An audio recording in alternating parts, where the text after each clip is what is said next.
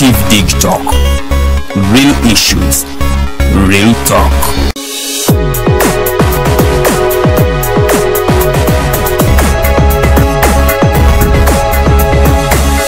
The Alternative Dig Talk. Real issues, real talk.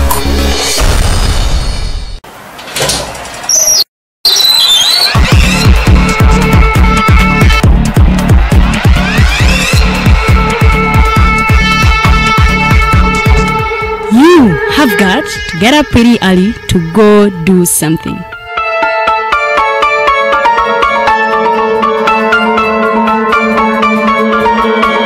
We are the Alternative Dig Talk.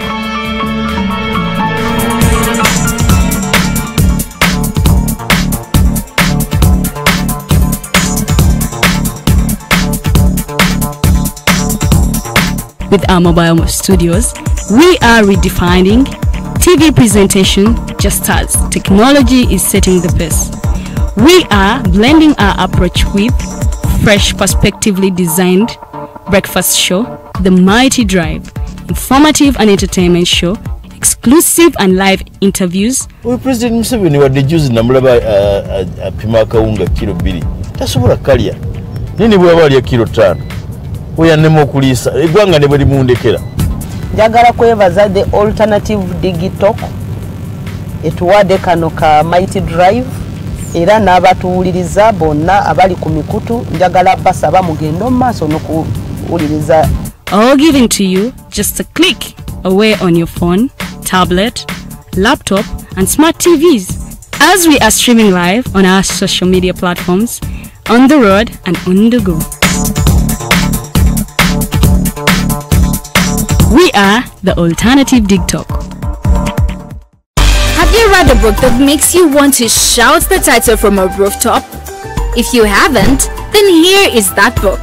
The Evolution of Constitutional Law, Public Law and Government by retired Justice Professor George Wilson Kanyehamba. Renowned Kenyan jurist and panelist Professor P.L. Olumumba and many other amazing speakers will grace the event. Do not miss the book launch on March 26, 2021, 2 p.m. at Imperial Real Hotel. The ticket comes with a book, all this at just 200,000 shillings. Call 0702 9000 76 or 0783 04 7785 to get the book or follow up on the launch. This event is organized by Alternative Dig Talk in partnership with retired Justice Professor George Wilson Kanyehamba.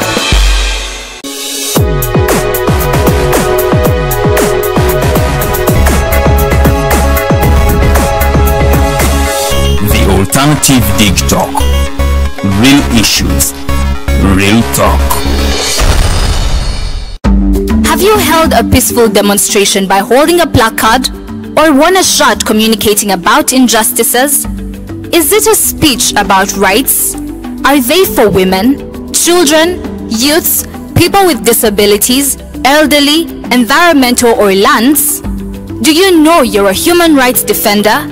Are you threatened, harassed, intimidated, illegally arrested, detained, tortured or imprisoned as a result of defending rights?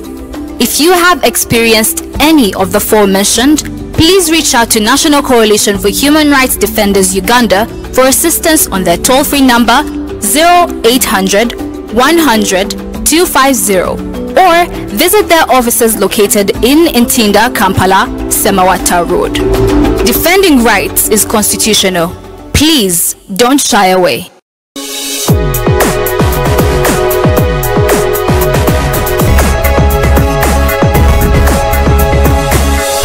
Alternative Dig Talk. Real issues, real talk. Have you read a book that makes you want to shout the title from a rooftop? If you haven't, then here is that book.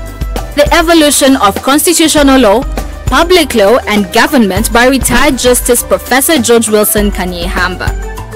Renowned Kenyan jurist and panelist Professor P.L. Olumumba and many other amazing speakers will grace the event. Do not miss the book launch on March 26, 2021, 2 p.m. at Imperial Real Hotel. The ticket comes with a book, all this at just 200,000 shillings. Call 0702 9000 76 or 0783 04 7785 to get the book or follow up on the launch. This event is organized by Alternative Digitalk in partnership with retired Justice Professor George Wilson Kanyehamba. Have you held a peaceful demonstration by holding a placard or won a shot communicating about injustices? Is it a speech about rights? Are they for women, children, youths, people with disabilities, elderly, environmental or lands? Do you know you're a human rights defender? Are you threatened, harassed, intimidated, illegally arrested, detained, tortured or imprisoned as a result of defending rights? If you have experienced any of the aforementioned, please reach out to National Coalition for Human Rights Defenders Uganda for assistance on their toll-free number 0800 100 250 or visit their offices located in Ntinda, Kampala, Semawata Road. Defending rights is constitutional. Please don't shy away.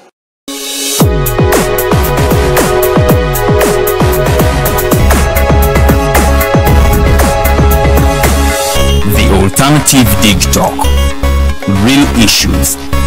real talk.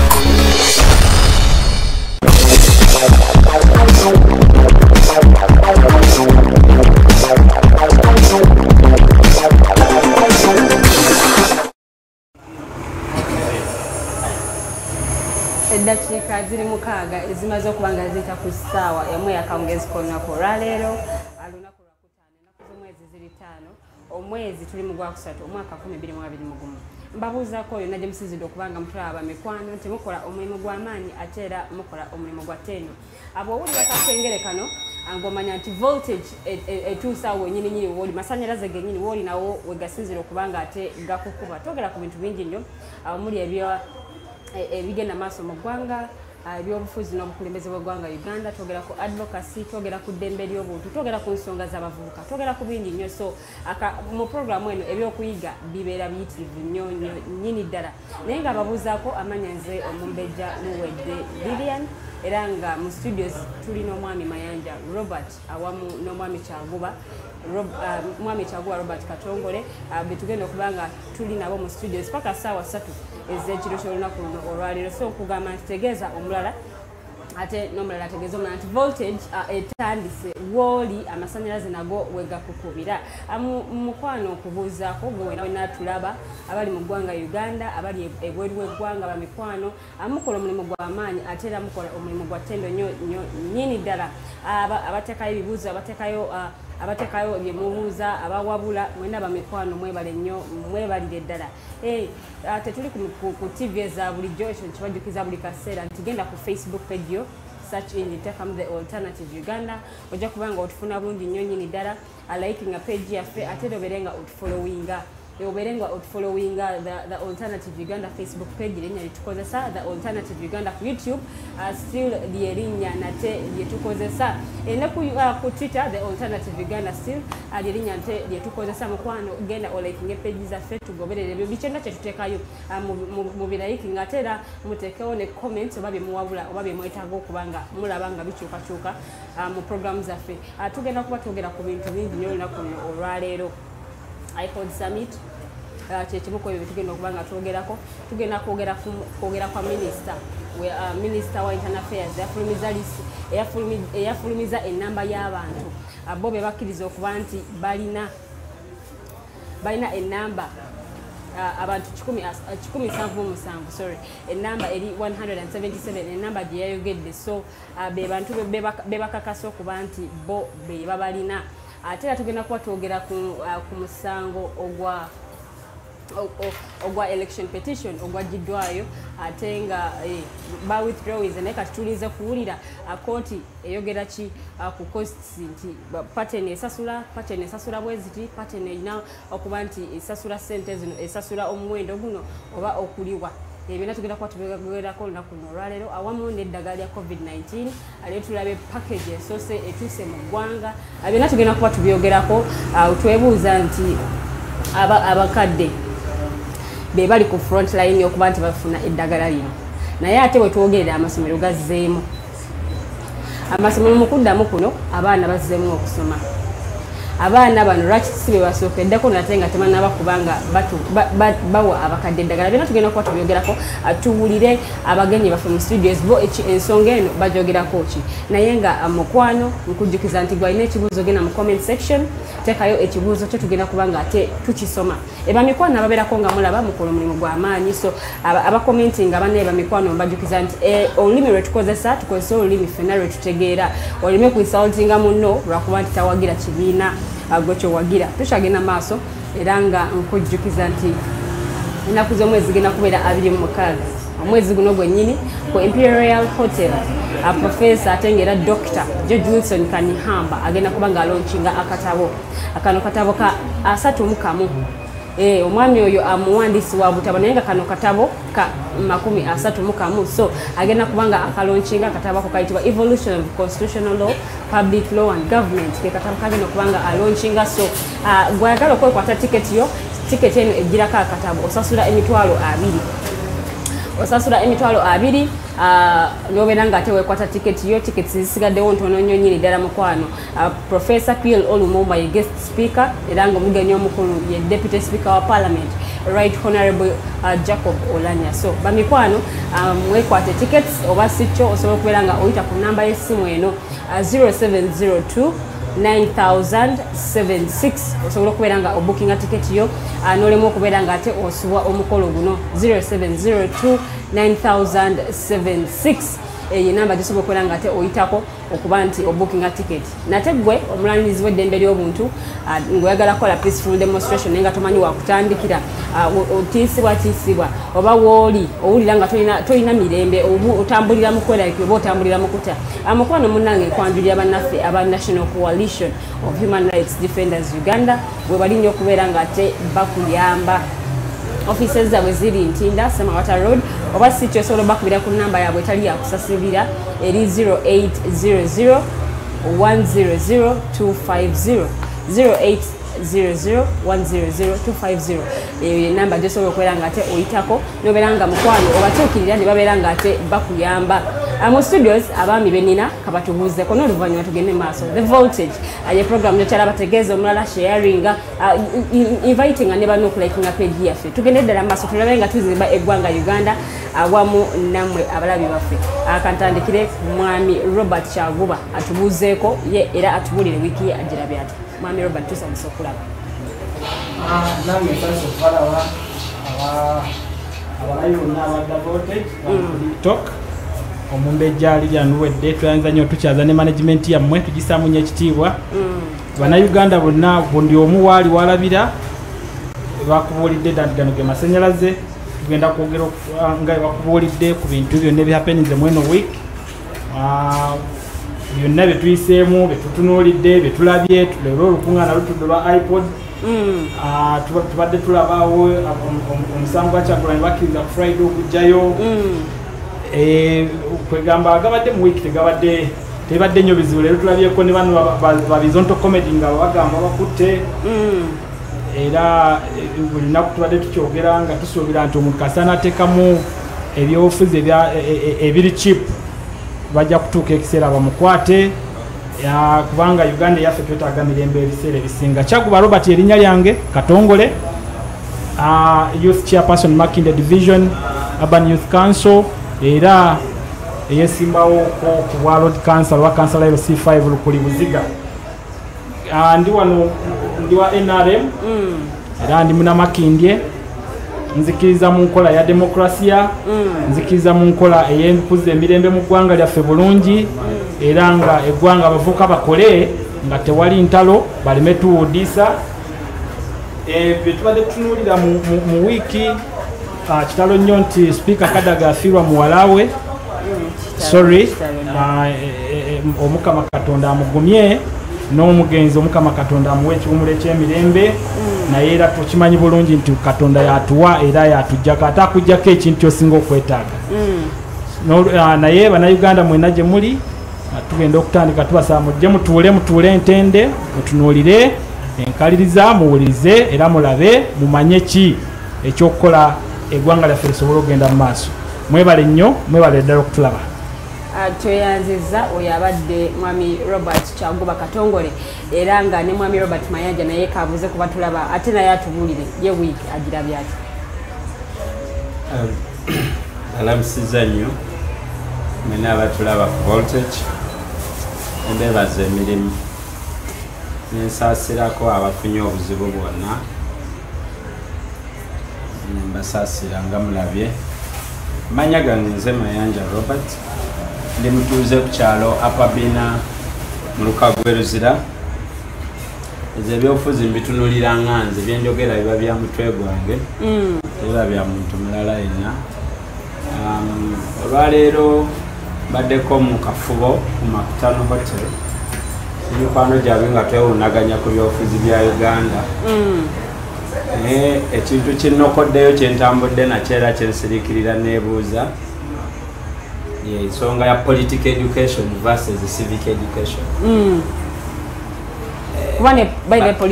Batugamba civic education naye oli agindefining civic education bakuyigiriza okuba otya akalulu nga kalamu oba otya omusolo. Ebintu bibiri ebikulu mu civic education. However, political education ayina scope eneneko. Naye mu Uganda political education twamukotogera ate ne mu bibiina byonna mwena muteri political education ate nga ndoza bwe baba bamugoba mu masomero badde tukola ki. Ekyokubiri omuntu gwe tubadde naye anchallenges omukwano gwange ava Kenya aga nti okusoma tetusoma kufuna mirimu. Tufuna kutegeera, tusoma kutegeera embeera mwe tuwangalira sobole okweyambisa amagezi ago okwekolera ebyo bye twagala okukola. Sobola aba system nga producing aba graduate ba Jobless Brotherhood manyira ddala bwe yafa bwe yavunda edda era esaana kukola ki kusomera dduwe yenna kwa 40. So ebintu ebyo binkutteko nnyo nti tuweera kusomera tusoma emyaka mingi naye nga tusoma bifu. Tusoma ate bitumala bitututte mu category endala ey'aba job seekers instead of job creators. Olina agali na bino batugamba mu science atalina political consciousness azaala batujju salaba fanatics. Bigambo ebyo zebadde byange naye gwe mbadde mbyogera naye babintaddemu bintomedde ne binzitowerera sigadde mbidigestinga nga ntambula paka wetusawa. Naye ndi musanyufu okubeera ku Voltage okwebaza abagibeerako abateekako ddata okutulaba nawe okutukyaza ne management ne tiimu yonna gyokola.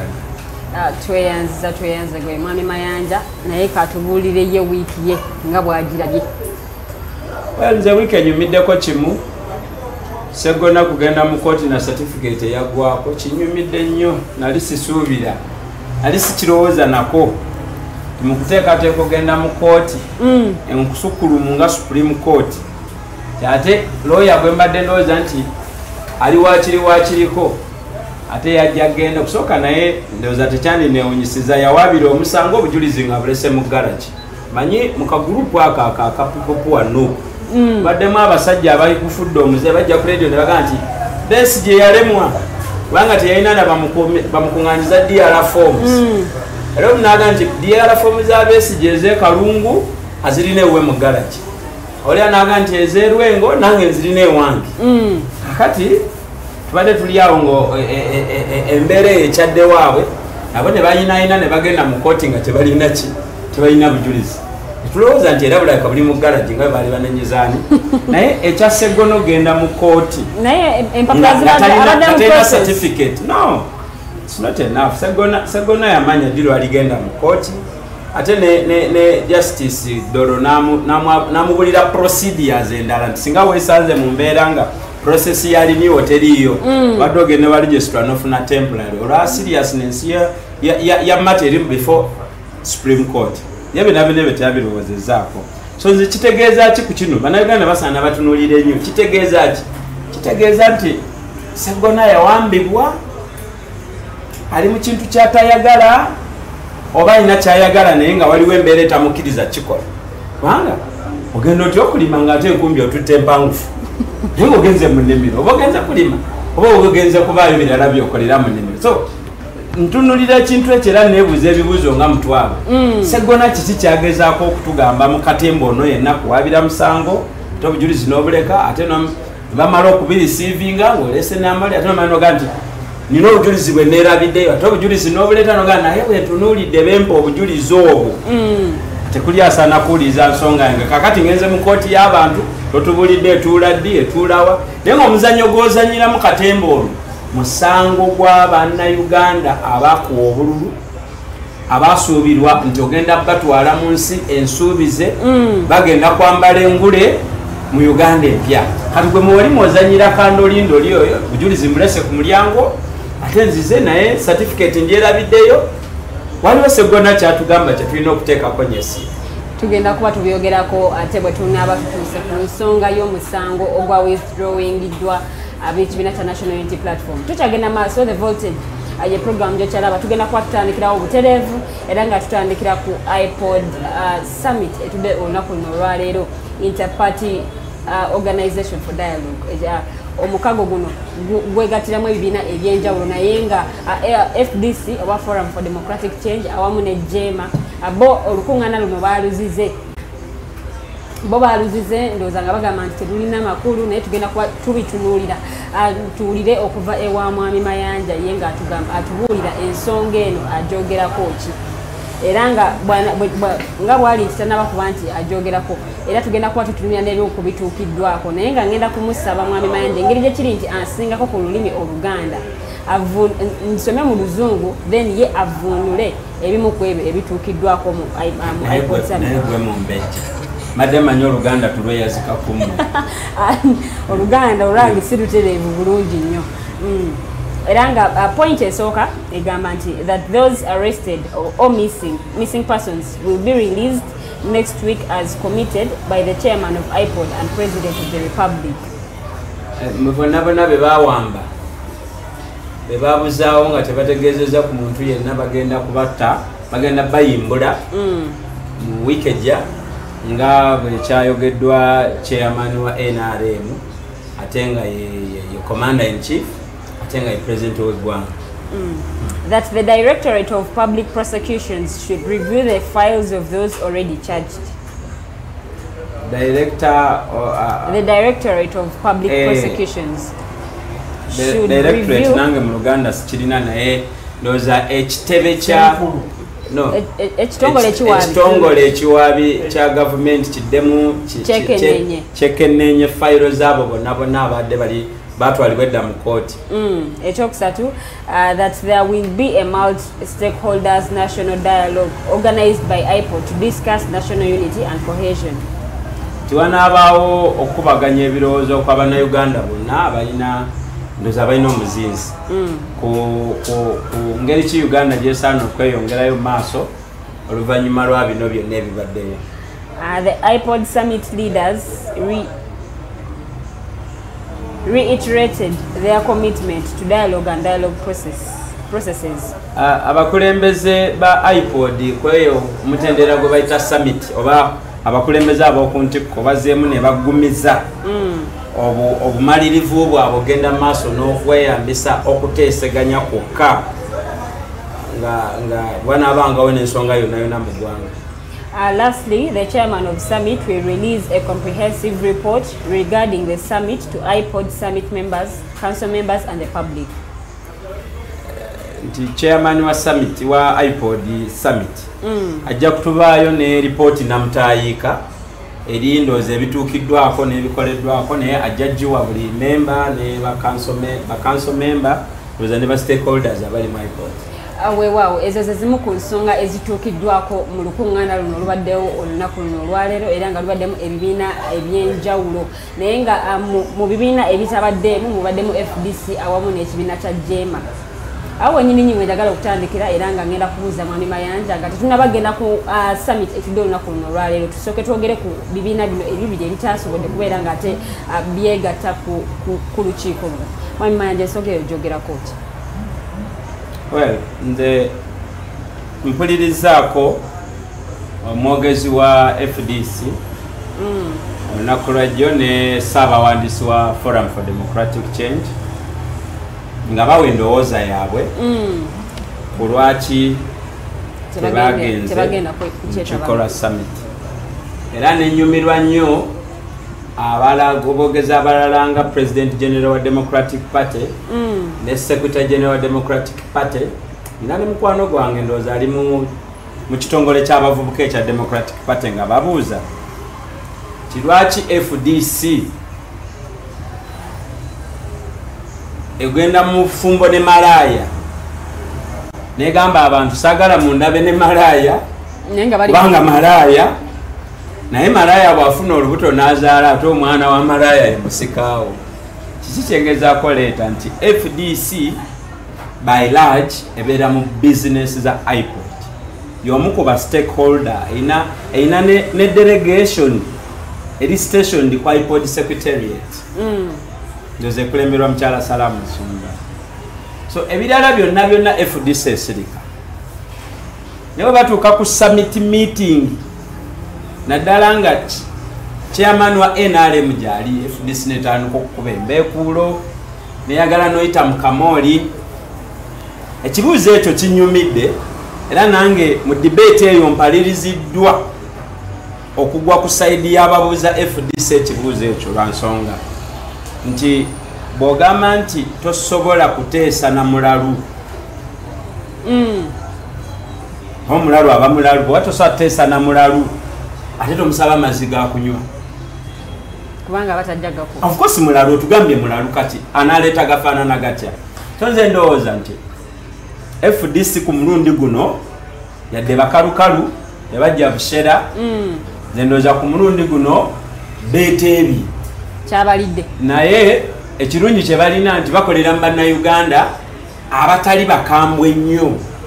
bannayuganda abeerabira amangu abalina ebingi ebyokubajja ku mulamwa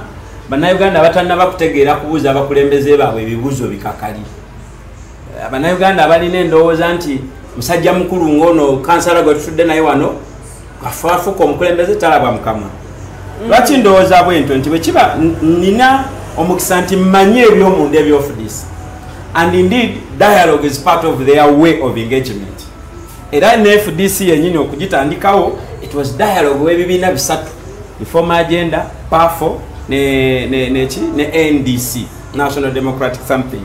now bamala ebbanga ddene nnyo nesi buli bateesanga nti bakwatagana nti ne bacompromisinga paka lwe bajjamu ekibiina kye bayita FDC tebamayanja gye tujja ne twegattako ate kyatuuse ne kitugoba so nze ndowooza this time around they lost a moral question kugamba nti ekitugenda otuganda ogende wa Museveni okuteesa naye kubanga tetukkiriziganya naye nti ye commander in chief yabadde alagira ebiragiro ebyokutuntuza abantu okubatimpula emiggo nga bwe twala bannamawulire kati ate gwe tuzoteesa naye nze nange nfunye okukkiriza nti one tosobola kudiiringa na kibi okujjako ng'okifacinze akaseera katuuse FDC ekyuse ngattako na kino nti tosobola kukola kintu kyekimu mulundi na mulundi ate n'osuubira answers ki mwazira ogwasooka ne muzira n'ogwokubiri ne muzira n'ogwokusatu kati olwaleero mukuno okuzira mutugamba ki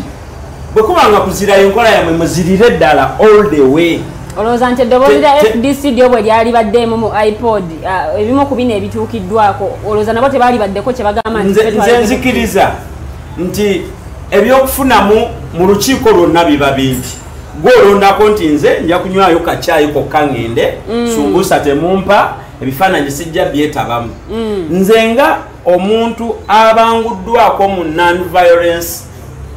struggle engagements ng'omuntu agezezeddwako okubibwa tooki ku experience z'abantu abalala natunulidde scenario ya ANC e South Africa tibaali e South Africa nga balwana n'abazungu mu apartheid regime naye nga struggle yaabwe okubreakinga through ate beetaaga abazungu era nkitegeddeko nti baatambulanga obutakoowa ogenda okwogera n'abangereza n'abamerika n'abafaransa bagatte wamu eddoboozi beegatte ku bannammemba ba ANC n'abaddugavu abalala okuvumirira gavumenti yaki tekyali kintu kya lunaku lumu waliwo interest nyingi nnyo ez'okutunuulira until that time abazungu we bagamba nti abasajja bano kyebadde nga batugamba ki so newankubadde nga president Museveni alinga bwe bamudescribing ekisooka bamumanyi nnyo singa abajeema era nze mu kino jeema nja gisonyiwa jeema temanyi Museveni bano bamanyi Museveni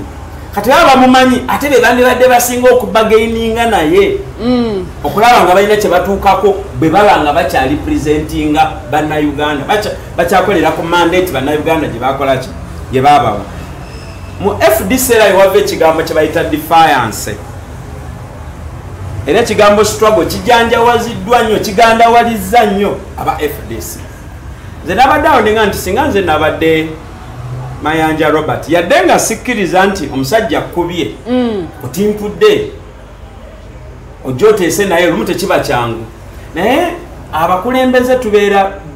beyond, we live beyond, above personal sentiments zaffe tulina bye twerekereza ngo byagala nnyo naye n'okola kino kireka so singa nabadde nze president general wa FDC nga natuma secretary general next delegation yonna netutegeka processes zino paka ku summit nga sitamidde akati we nandituuse ku lunaku lwa summit bwe twandi reflect nze ne tugamba nti Museveni yono wa bulijjo gwe tumanyi mulimba muyaye byonna naye is this discussion eri limited ku Museveni yekka tetulinayo kirala kyetusobola tetulina golo ndala gyetusobola kuteeba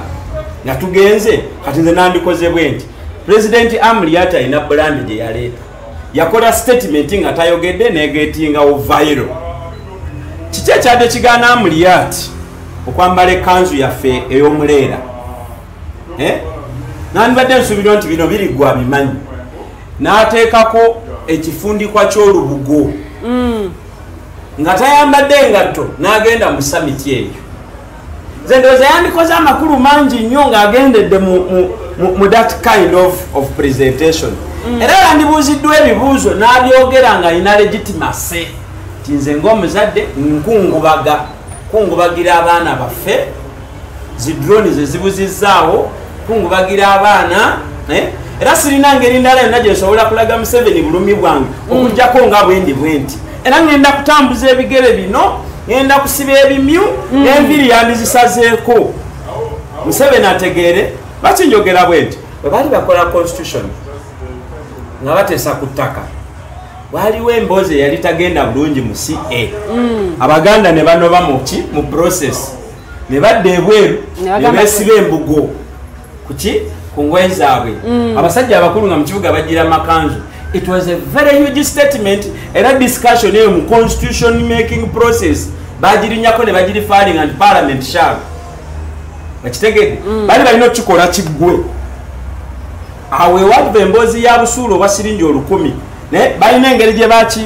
okitegedde so ntunuulidde this symbolic expression singa FDC gye yagendeddemu delegation katugambe abasajja abanane nga bali mu kanzu bazisibyeko embugo tebambadde engatto okiwulira bwe bandituuse ne mu summit banditadde solotape ku mimwa now the question is lwaki muzize yandibadde efudde kati omanye FDC we bagikubira bagigamba akasente koolya mu iPod lwaki ate bwe tutuuka ku buvunaanyizibwa buno ate ko tokwogerako kati gwe mu iPod wekima sente tolya mbizzi olya mu supu oba kitegedde abajeregerera FDC kati we batwe bagyogerako musirya nyama alyamu supu abawa binyeebwa so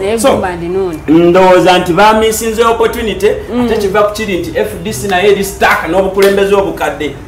obukulembeze obutatunulira situation obutatunulira constituency obutatunulira dynamics at play ne baziwa ekiri appropriate kati bakyalimu eri embeera kati okay fine bazize so what Museveni remains the same Museveni but I think bamisinze opportunity because to a certain extent iPods secretariat ebadde ekintu kino ekyipes bakiwulira so the whole world is looking at Uganda akiraba so awo wenyini nze Amuriat we mbadde nkolera statement enene nnyo President Museveni n'ava mu summit n'addayo nga tasobola kukwata kusiba naye ng'anyiize kaka naye awulire abazadde b'abaana be bakidnappinga kye bawulira amuli ati yamisinza opportunity kiwulizaako Museveni at least for 1 minute so kati bafiiriddwa now about Jema nze ndowooza nti ku mulundi guli we bagendayo President Museveni n'abajeregerera bo ku mulundi guno bareflectinze bagamba ebyokutujeregereranga buli season tugendera njagala kukubira aba Democratic Party salute bateeseza okuvanga Uganda efuna independence ne bateesa era balina mu kuteesa ku madda ga Yesu bwe babakuba bwe bateesa emmere gyofumbye tetujagala naye ate tunakola kiyeeriwo katulye kati nabeera newankubadde nga abeefudde simba tunuulidde nti bamisinza opportunity naye nabana okuteesa ebitagguka nabeera mu ngeri yemu tusaana tubateekeko ki kyemmanyi nti mu nteeseganya zino abakulembeze abamu bavayo nga status yaabwe erongooseeko so abasindiikiriza ogenda mu summit meeting ezirimu head of state nga tezivaamu ki tezivaamu answer ebibuuzo by'abannayuganda ebirabwako setulowooza nabo baba bagenze bagaininga diruza era mbadde ngenda kubuuza mwami Kyaguba anti summit ene yatudde olowooza eneesobola okuddamu ebibuuzo bannayuganda bye babadde beebuuza bwe kituuka ku nsonga y'abaana abazze bawambibwa kisobokera ddala singa wabeerawo okukkaanya nga bwe bagiyita dialogue naye obuzibu buli bumu nti bannaffe aba complaininga mostly ate beba abatavaayo kujja kwogera nti omanyi wano kekadde twanje ensonga zaffe bo balowooza nti bagenda kudda mu bannamawulire boogerere mu nnyumba zaabwe bali instead of okujja okulimbulula eggwanga nga batudde awantu wamu n'oyo gwe balumiriza nti munnaffe gwokwata abaffe bo basirise balinze olunaku lumu badde ku TV batandika okulimba okuwudiisa okuwa amawulire ag'obulimba ekyo ekintu singa nga muganda we bwayogedde bwana Mayanja ti lwaki gwe amuli ati wagamba nti banzibyeko n'engatto zange olwaleero sikyalina ngatto genda wali otuule kubanga gwe yali acomplainingako basically ate asobola okugjawo ebyo byonna ebyokubuzaabuza eggwanga n'atuulaku n'agenda mu nsiko n'agenda nga tayambadde engatto n'ayambala olubugo n'agamba tuze kusamira naye tetuli mu ngatto yali badde abyogerera wali exactly buli omu yeebuuza lwaki leero nga President Museveni ye chairperson wa summit olunaku olwaleero lwaki lwe bataze nga mumanyi bulungi obulumi bwonna buli kwoyo oza okuwoza omusango oza ow'omulamuzi ofunye looya naye ate toyagala mulamuzi ajja atuule mu chambers ze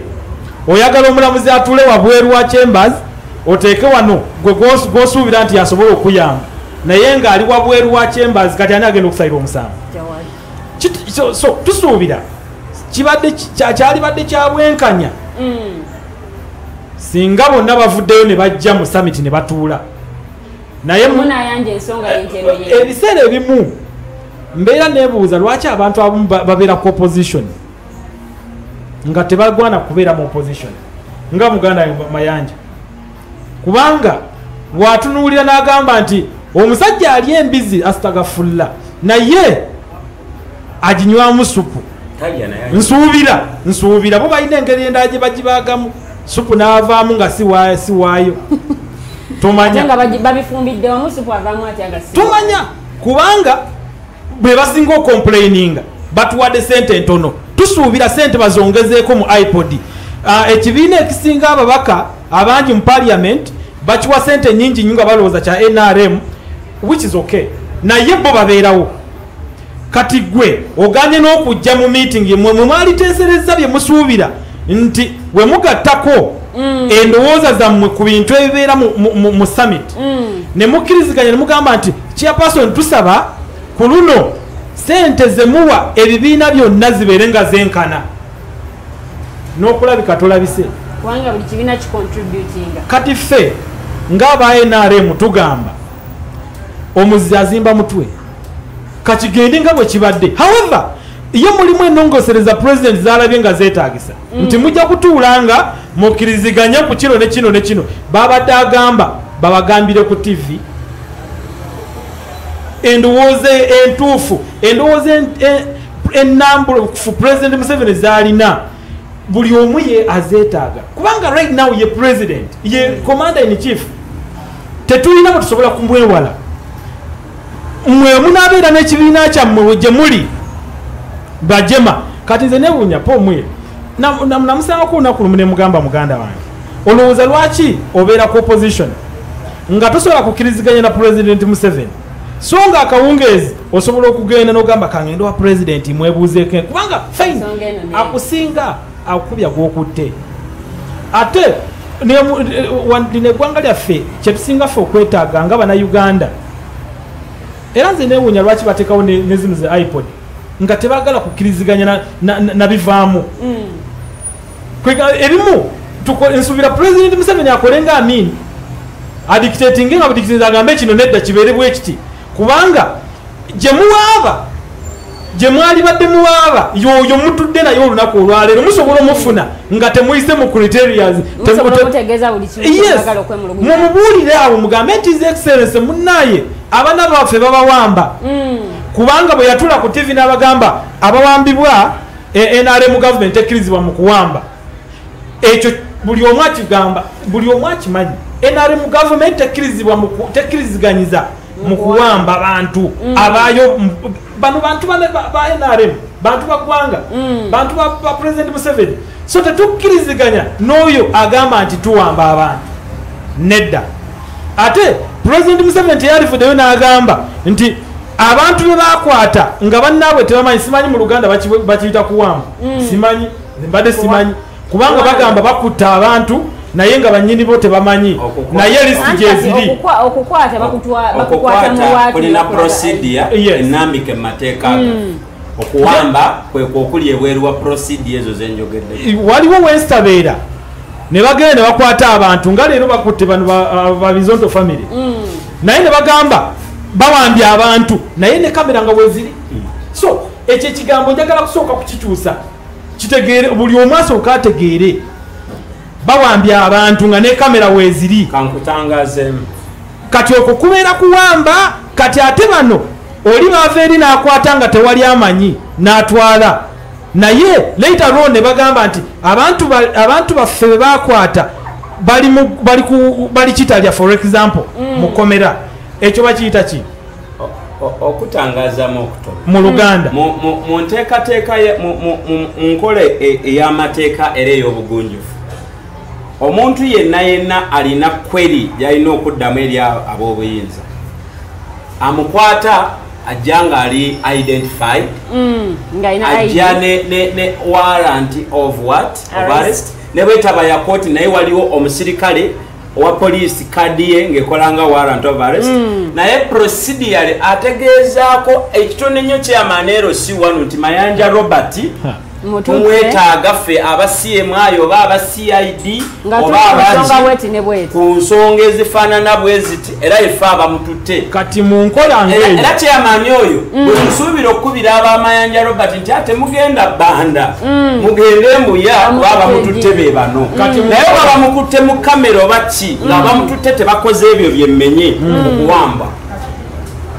abantu abaza emisango mu ggwanga ne tuza emisango gyanjawulo kati chairman wabazza omusango balopa wani chairman abazza omusango olukiiko terubeera lwa muntu omu naye tulina abakulembeze era Uganda ya spendinga sente nyingi nnyo okulonda ba LC batubayita bakulembeze baffe local leaders chairman waliwo amumyuka waliwo wa defense naye tulina stamp emu ya LC mu bino si bya stamp anti kakitegeeza wotutte omututte ensonga nga nsonga nambulukufu ku bantu 11 noonyaako omu omugambe ffe bwe tuti tugenda kukola ki ate njagala ojjukira nti bano bachairman be twafunye baatekinze oath erimu condition omanyi balina ebibakaka nti gavumenti bwenebeze mu kitundu ky'okukola bino oba okuba endulu gikube bwoti oba ebirala sirika kati mulimu ebintu ebimu byentunuulira nga byetaagisa naye nga si bya muzinzi webanga bazze okukwata omuntu emisana nga si kiro ng'omanyi you can identify very well nti bano abantu basirikale bantu bapolisi balina uniform yaabwe nedda kankulage nti leero babadde bambadde uniform nange abatwala Bashir omuvuzi wa bodaboda mu Kirombe poliisi ya 177 namba emu ne namba 2 bewange butabika ne Luzira otegedde mbamanyi personally naye mugamba nti mukukwatibwa kwabwe emmotoka zajjanga za buyonjo nga zirimu abantu abambadde ngansi nti tebareizinga na suspicion kubanga omupoliisi ku kyalo kati bakugereze abapoliisi mukaaga ne bayita wano abantu batandika obuuza abo banoonyaani naye abasajja abambadde nga bwe nyambadde ne bwe baba 20 abantu tebabakola ki abasinga ne director wa CID tayambala uniform tayambala uniform intelligence officer yes era intelligence officer most of the times ekimulemesa okwambala uniform kujja mu kitundu kumanya ani akoze omusango bweguti ani era asobola n'okujja n'abuuza ne muganda wange ono Lilian namugamba ye munaye mayanja mumanyiko Lilian alina eddembe ligamba nti tumumanyi oba tetumumanyi kubanga basaidi baffe tebambala uniform most of the times naye ate bapoliisi baffe kati bwemwesanga nga omupoliisi ng'oyo agenze n'akwata omuntu tukitwala nti bawambye anyway nze nvumirira okwaka togenda kulinvetingira nvumirira nnyo ensonga y'okuwamba tugenda kuba tubyogerako n'essaawa zino tukyatunulira ensonga ya iPod Summit etudde babadde ayogera agambye nti aba opposition tebabangako n'agenda gye baleeta ku mmeeza kutuula yagala kuwa information nti aba opposition baraisinga issue ya Public Order Management Act kuvanga etandikwanga ebbiiru paka ng'efuuse act era abantu be bamu ne babeera n'engagement mu iPod against Public Order Management Act n'engeri ki gyeremesaamu ebibiina by'obufuzi ne boogera n'ennyingo eziri mu chapter about the rights of Ugandans eziri violated by the Public Order Management Act era muzimu ku platforms za summit ne zinstructinga mwami Lugunda prime minister nga waliwo clause specifically ebibiina by'obufuzi gye byali bikayanira nti bwe tunaabanga tugenda kuyita a public meeting ani determining a public meeting ekyokubiri poliisi yetuwa olukusa okugiyita oba tugitegeezaako mwami Bidandi n'agenda researchinga n'akola consultations extensively n'adda ne report olwaleero luno ensonga ya Poma President Museveni yagiteeka mu ki nga head of government okiwulidde ngati head of government so agenda ya opposition mu iPod eri well known okujjako gwe Kagota kimanyi eri well known nebo kyebayombera no nkubadde emubyo yeno oli mundamu osanga mukoze agenda oli mundamu yes egoberera so nze sisobola kugamba nti twakola agenda mu 2018 nekiggwa every day we are amending the laws to suit the present kati gwogamba nti twakola agenda mu 2018 ekyaffe twakimala right now katugende kubanga tulina ofuna sente mu summit eyo kyetwetaga just kuweza namba ya mu parliament omuwendo ogwesalira abawenga basobola otuwa sente za iPod ekyo ndaba nga tekiri viable tekigenda kuyamba mutwegoweka nakugambya bwenti ekyapoma nokode only one item agenda which was tabled discussed, but the resolutions have never worked. But omanyi nti public order management act yewe jiraba now kiricho ba government tebalina agenda. I want to wrap that off the record. By then when they came for a meeting they had an agenda, but right now they don't. Mwami Kyanguka, yes. Osindie wakati katono nnyo. Njagala mbuze mwami Mayanja. Nti mukulawo olooza iPod Summit enasobola okuizinga political tension gye tulina mu ggwanga. iPod Summit nange kenyini nyini sigirabamu. If it is easing the political tension, the answer is no. Nsonga bisatu. Ensonga esooka tusooke tutunulire political parties zokka. Bw'okwata n'oziteeka mu bitangaaza. Political parties nebyezogera, is it the manifestation of a common Uganda? Anga eno political party neno political party wakati wane enku eziseesaamu okola political tension be bantu kati bw'obanga oyagala kumalawo political tension kitegeeza odiringa n'abantu kati ekibuzo kiri nti political party yeyina issues z'abantu ezireeta political tension. In my own analysis the answer is no. Lwaki bwe tutunulira abantu bwe baze beeyisa mu bibiina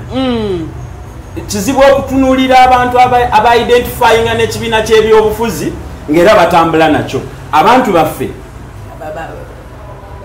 bali kyebawagira ekituufu tokimanyi ate baba tebawagira ekibiina nekyo tesobola tegeera bwetaavu bwakyo okitegedde. So anti mukiddukamu mulina FDC buli kaseera mugamba batusendedde ebbali kati buli kaseera mugenda kwekwasa. Bwe bane njogera spectrum yange baddengaza okusukka ku bibegabega byange nze kugambe kati kankwe ekyokulabirako katugambe nti ababadde bawagira Besigye babadde bannakibiina badde bawagizi b'ekibiina kya FDC kati okusinziira ku bibaddewo okuva Besigye luli mu 2016 okutuusa leero okkiriza nti FDC nga organization ekyasobola okwogerera abantu abo n'ebibaddewo okusinziira ku bibaddewo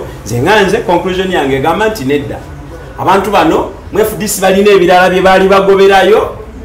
kati byatuuse bagenze ewalala so kati ne dialogue olw'okuba nti it's a process erina okubeerako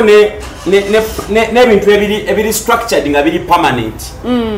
okusobola okudetermininga agenda ezikola ki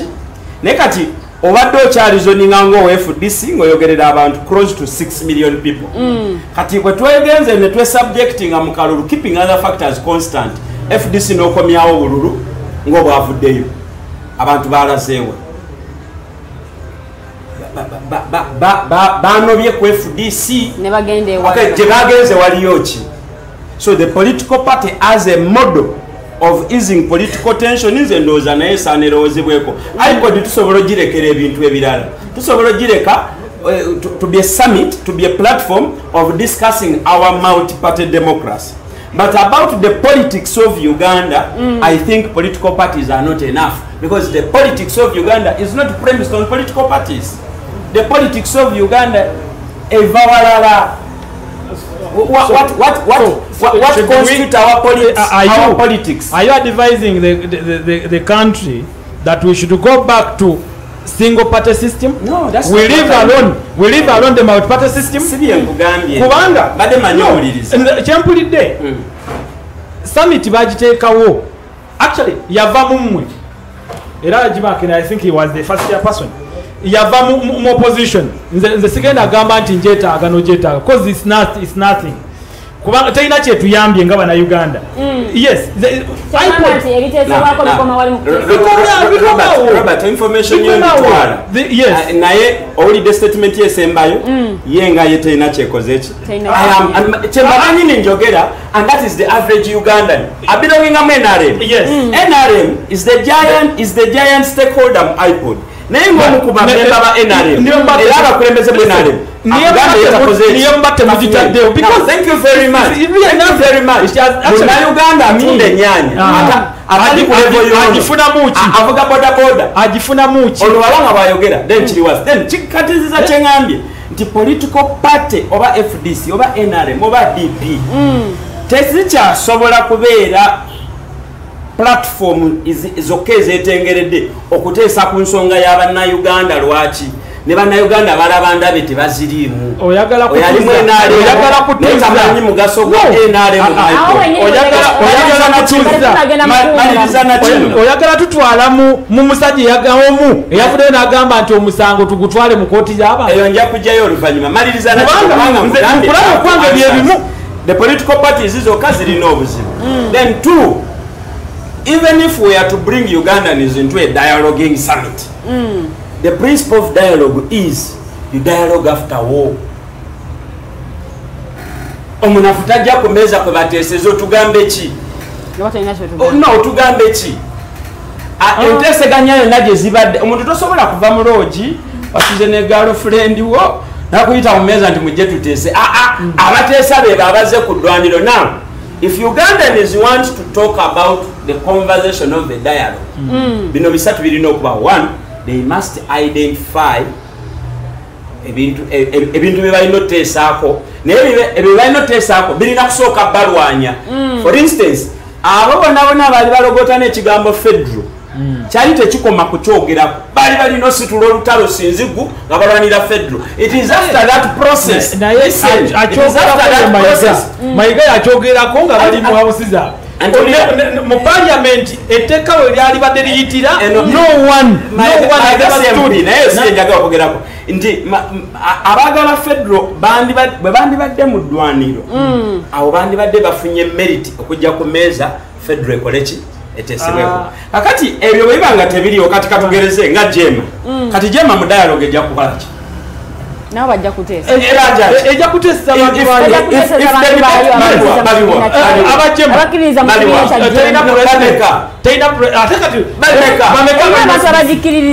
bandage nti baba no one okubuuza baliwa kubanga mu FDC mabegakawo the narrative has been the biggest party with over 6 million what? Ugandans. Now what twagenze mu Kalulu, did they get half of those votes? We don't know. No, they did not. No political party yazze abantu ne basala okuva mu FDC. Kikatina kyembagambye nti abannayuganda ebibiina by'obufuzi tebirimu. Therefore ebibiina by'obufuzi tebisobola kubeera tool of dialogue for Ugandans. So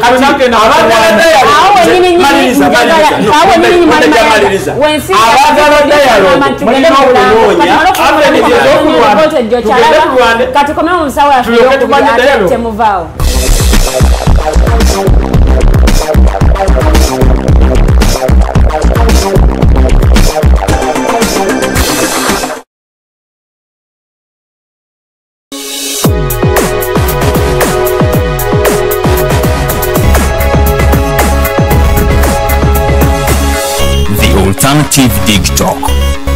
Real issues, real talk. Have you held a peaceful demonstration by holding a placard or worn a shirt communicating about injustices? Is it a speech about rights? Are they for women, children, youths, people with disabilities, elderly, environmental or lands? Do you know you're a human rights defender? Are you threatened, harassed, intimidated, illegally arrested, detained, tortured or imprisoned as a result of defending rights? If you have experienced any of the aforementioned, please reach out to National Coalition for Human Rights Defenders Uganda for assistance on their toll-free number 0800 100 250 or visit their offices located in Ntinda, Kampala, Semawata Road. Defending rights is constitutional. Please don't shy away.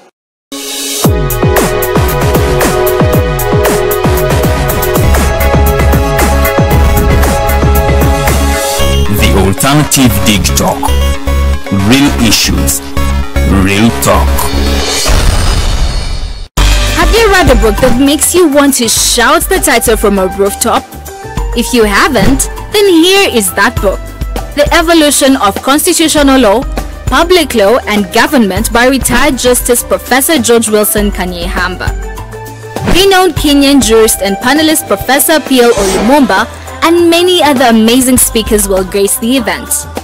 Do not miss the book launch on March 26th, 2021, 2 p.m. at Imperial Real Hotel. The ticket comes with a book, all this at just 200,000 shillings. Call 0702 9000 76 or 0783 04 7785 to get the book or follow up on the launch. This event is organized by Alternative Digitalk in partnership with retired Justice Professor George Wilson Kanyehamba.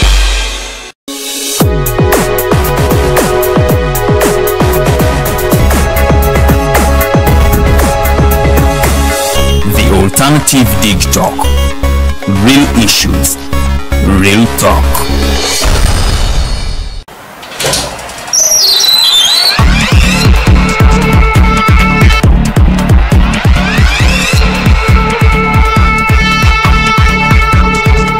You have got to get up pretty early to go do something.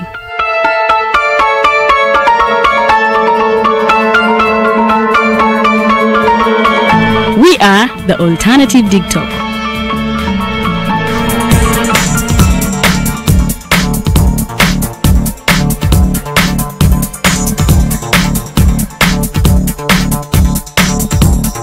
With our mobile studios, we are redefining TV presentation just as technology is setting the pace. We are blending our approach with fresh, perspectively designed breakfast show, The Mighty Drive, informative and entertainment show, exclusive and live interviews. We President Museveni wadde juzi namulaba apima akawunga kilo 2 tasobola kalya nini bwaba alya kilo 5 oyanema okuliisa eggwanga ne bwe limundekera. Njagala kwebaza the Alternative Digitalk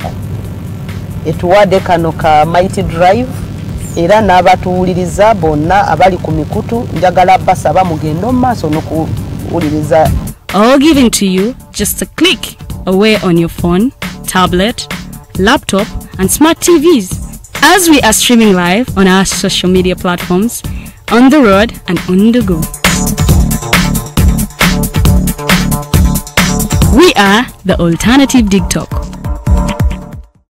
Have you read a book that makes you want to shout the title from a rooftop? If you haven't, then here is that book.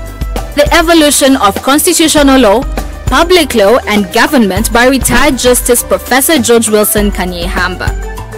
Renowned Kenyan jurist and panelist Professor P.L. Olumumba and many other amazing speakers will grace the event. Do not miss the book launch on March 26, 2021, 2 p.m. at Imperial Real Hotel. The ticket comes with a book, all this at just 200,000 shillings. Call 0702 9000 76 or 0783 04 7785 to get the book or follow up on the launch. This event is organized by Alternative Digitalk in partnership with retired Justice Professor George Wilson Kanyehamba.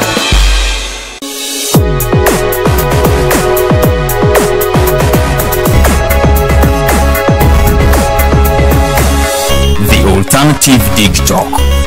Real issues, real talk.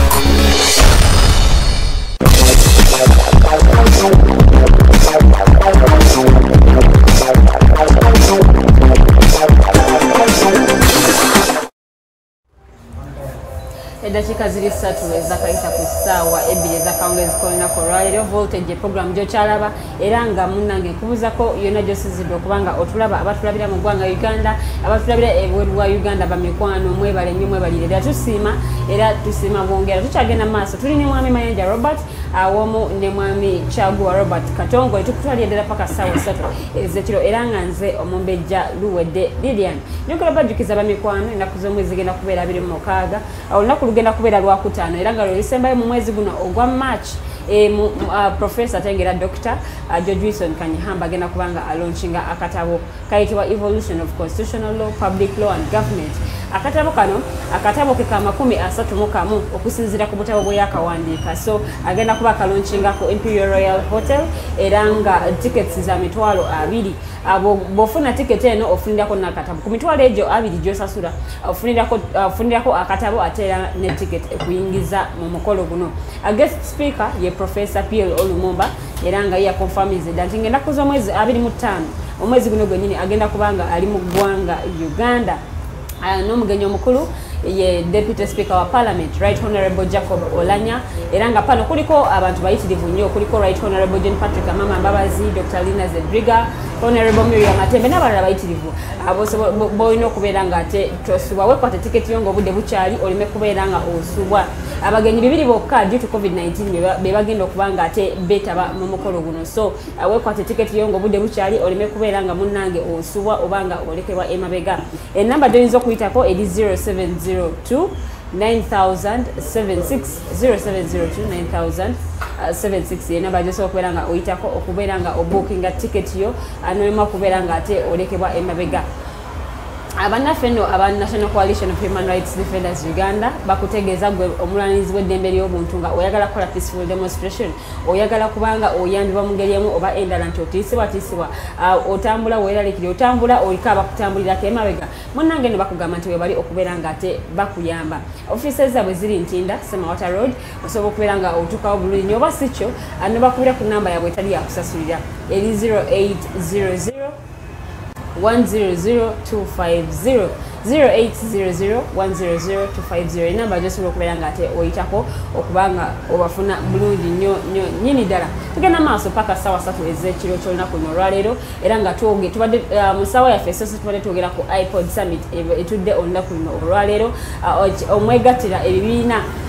ebyenjawulo ebibiina by'obufuzi ebyenjawulo twalabe FDC ne Jema bo tebasobodde kubeera nga ate babeera part of this summit nga bagamba nti tebali ready kuteesa oba tebali ready kubeera nga beetaba mu summit eno kubanga tebakkiriziganya na biki byekola wennyini wembadde njagala okuba nti mwami Mayanja amalayo ensonga gye tugenze bwe tugeredde mu nkuumulamu gy'abadde ayogerako ate tugende mu maaso nga mwami Robert Kyaguba naye abako kyayogera ndowooza basically mbadde ntuuse ku nkomerero y'endowooza yange nga ngamba nti nze ndowooza nti bwe tuba nga twagala okugyawo political tension tutunuulire nga ekibuzo bwe kiba political tension nga answer is dialogue therefore tuddeyo twebuuze nga bannayuganda so baani ababa bajja mu dialogue bwe tuba tujja mu dialogue eno tujje tutya bwe tuba nga tugira mu bina byabufuzi nze ngambye tekigenda tukolera era tekikoze so far kubanga ebireeta political tension bisigaddewo so nze ndowooza nti tutunulire ebintu ebirala era nga nze ndowooza nti so far wano we tuli politics waffe tanabeera defined by the political parties ebintu birala ebikola politics waffe so eyo gye tuba tukola ki etuba tuva nina obweraliikirivu bumu nti mwami Museveni bino yali yabirengera nti maasi eyo nga maze bakalakata emyaka egiwera abantu bajja kufuna olukujjukujju lw'okweorganizinga bajje bakole ki bw'oba otunuuliddeko ebitabo mwami Museveni byasoma alina omwami gwasomako erinnya lye lyerabidde ye Kafulu mu violence kati ate bw'omala okukola violence gwe kennyininyini kikakatikako okubeera peace builder President Museveni yamanya nti bwe naamala obakuba kibooko ne mbayuzaayuza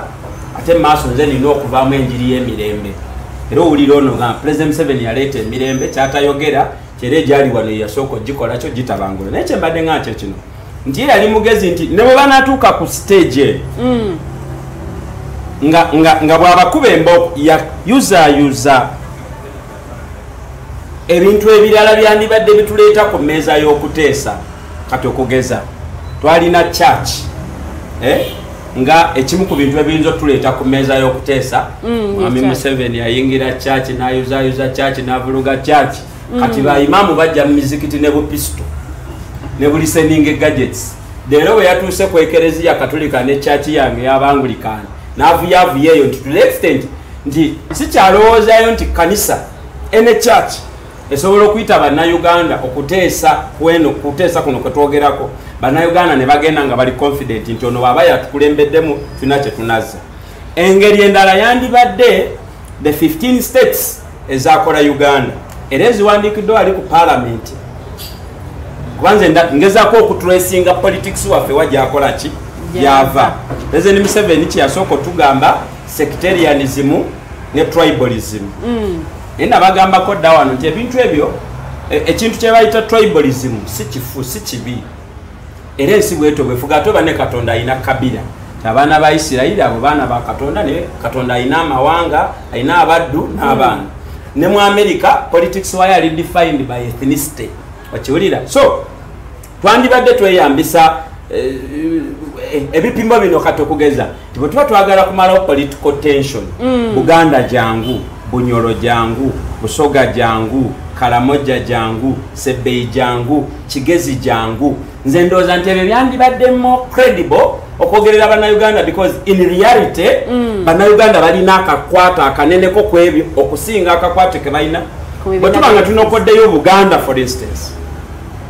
tubadde nga tuwulira nti Democratic Party y'Abaganda kati Abaganda bwe bagenze mu kalulu amaloboozi gaabwe gayogeredde mu Democratic Party kati nange mpredictingira wano tate mu kalulu akajja bayinza obutayogerera mu NUP ne bogerera mu kibiina kya Jaberi bidandisa so political parties to me they do not deliver njagala kano nkawe muganda wange akaterezeemu ti mu mawanga g'abagunjufu Paulo Mwiro okusinkana head of state kyandibadde tekikola mawulire kubanga head of state asavinga fena regardless naye olwokuba nti Mwami Museveni naye ayina ebizibu bye kyova olaba nti abagenda omukyalira in the capacity as a head of state tuvaayo nga tubakola kibajeregerera ffe mu FDC bwe twalengera ebyo jukira FDC was reform agenda it wanted to reform the NRM ensonga lwaki mu constitution ya FDC baayawula head of state n'obukulembeze bw'ekibiina kitusobolera ddala bulungi nnyo okubeera ne president general wa FDC ate ne tubeera ne president wa Uganda nga ne wa FDC nga kitegeeza nti Paulo Mwiru w'ebiseera ebyo bw'abanga agenda ye yakusisinkana mukulembeze wa FDC amusanga na Janankumu bw'abanga ayagala kusinkana head of state nga wa FDC amusanga wa Entebbe na kino kifu nga bw'ovumirira ba Mwiru okusinkana Museveni bw'oba ovumirira business ze NRM okukolebwa mu State House eyaffe ffenna njagala kubuuza Mwami Kyaguba nti mukulaba okukonga bwolaba iPod Summit bwetudde olunaku luno olwaleero obanga bwe zeetula ebbanga lyonna lyonna olowooza esobodde okutuukiriza mission yaayo lwaki yatandikibwawo oba n'okutuukiriza core objectives kubanga bwe tubanga tulaba nti ebibiina ebimu tebisobola kuba nti ate nabyo bibeera mu summit eno kirina ekifaananyi kyekifulumya wabweru Bannayuganda kye batunuulira ekirungi kiri nti nga eggwanga naffe abalirimu webanga ekyatanyisawo iPod eyo nga dialogue yali evunaanyizibwa ku Bannayuganda bonna nga si muntu kinoomu tetuganyuddwa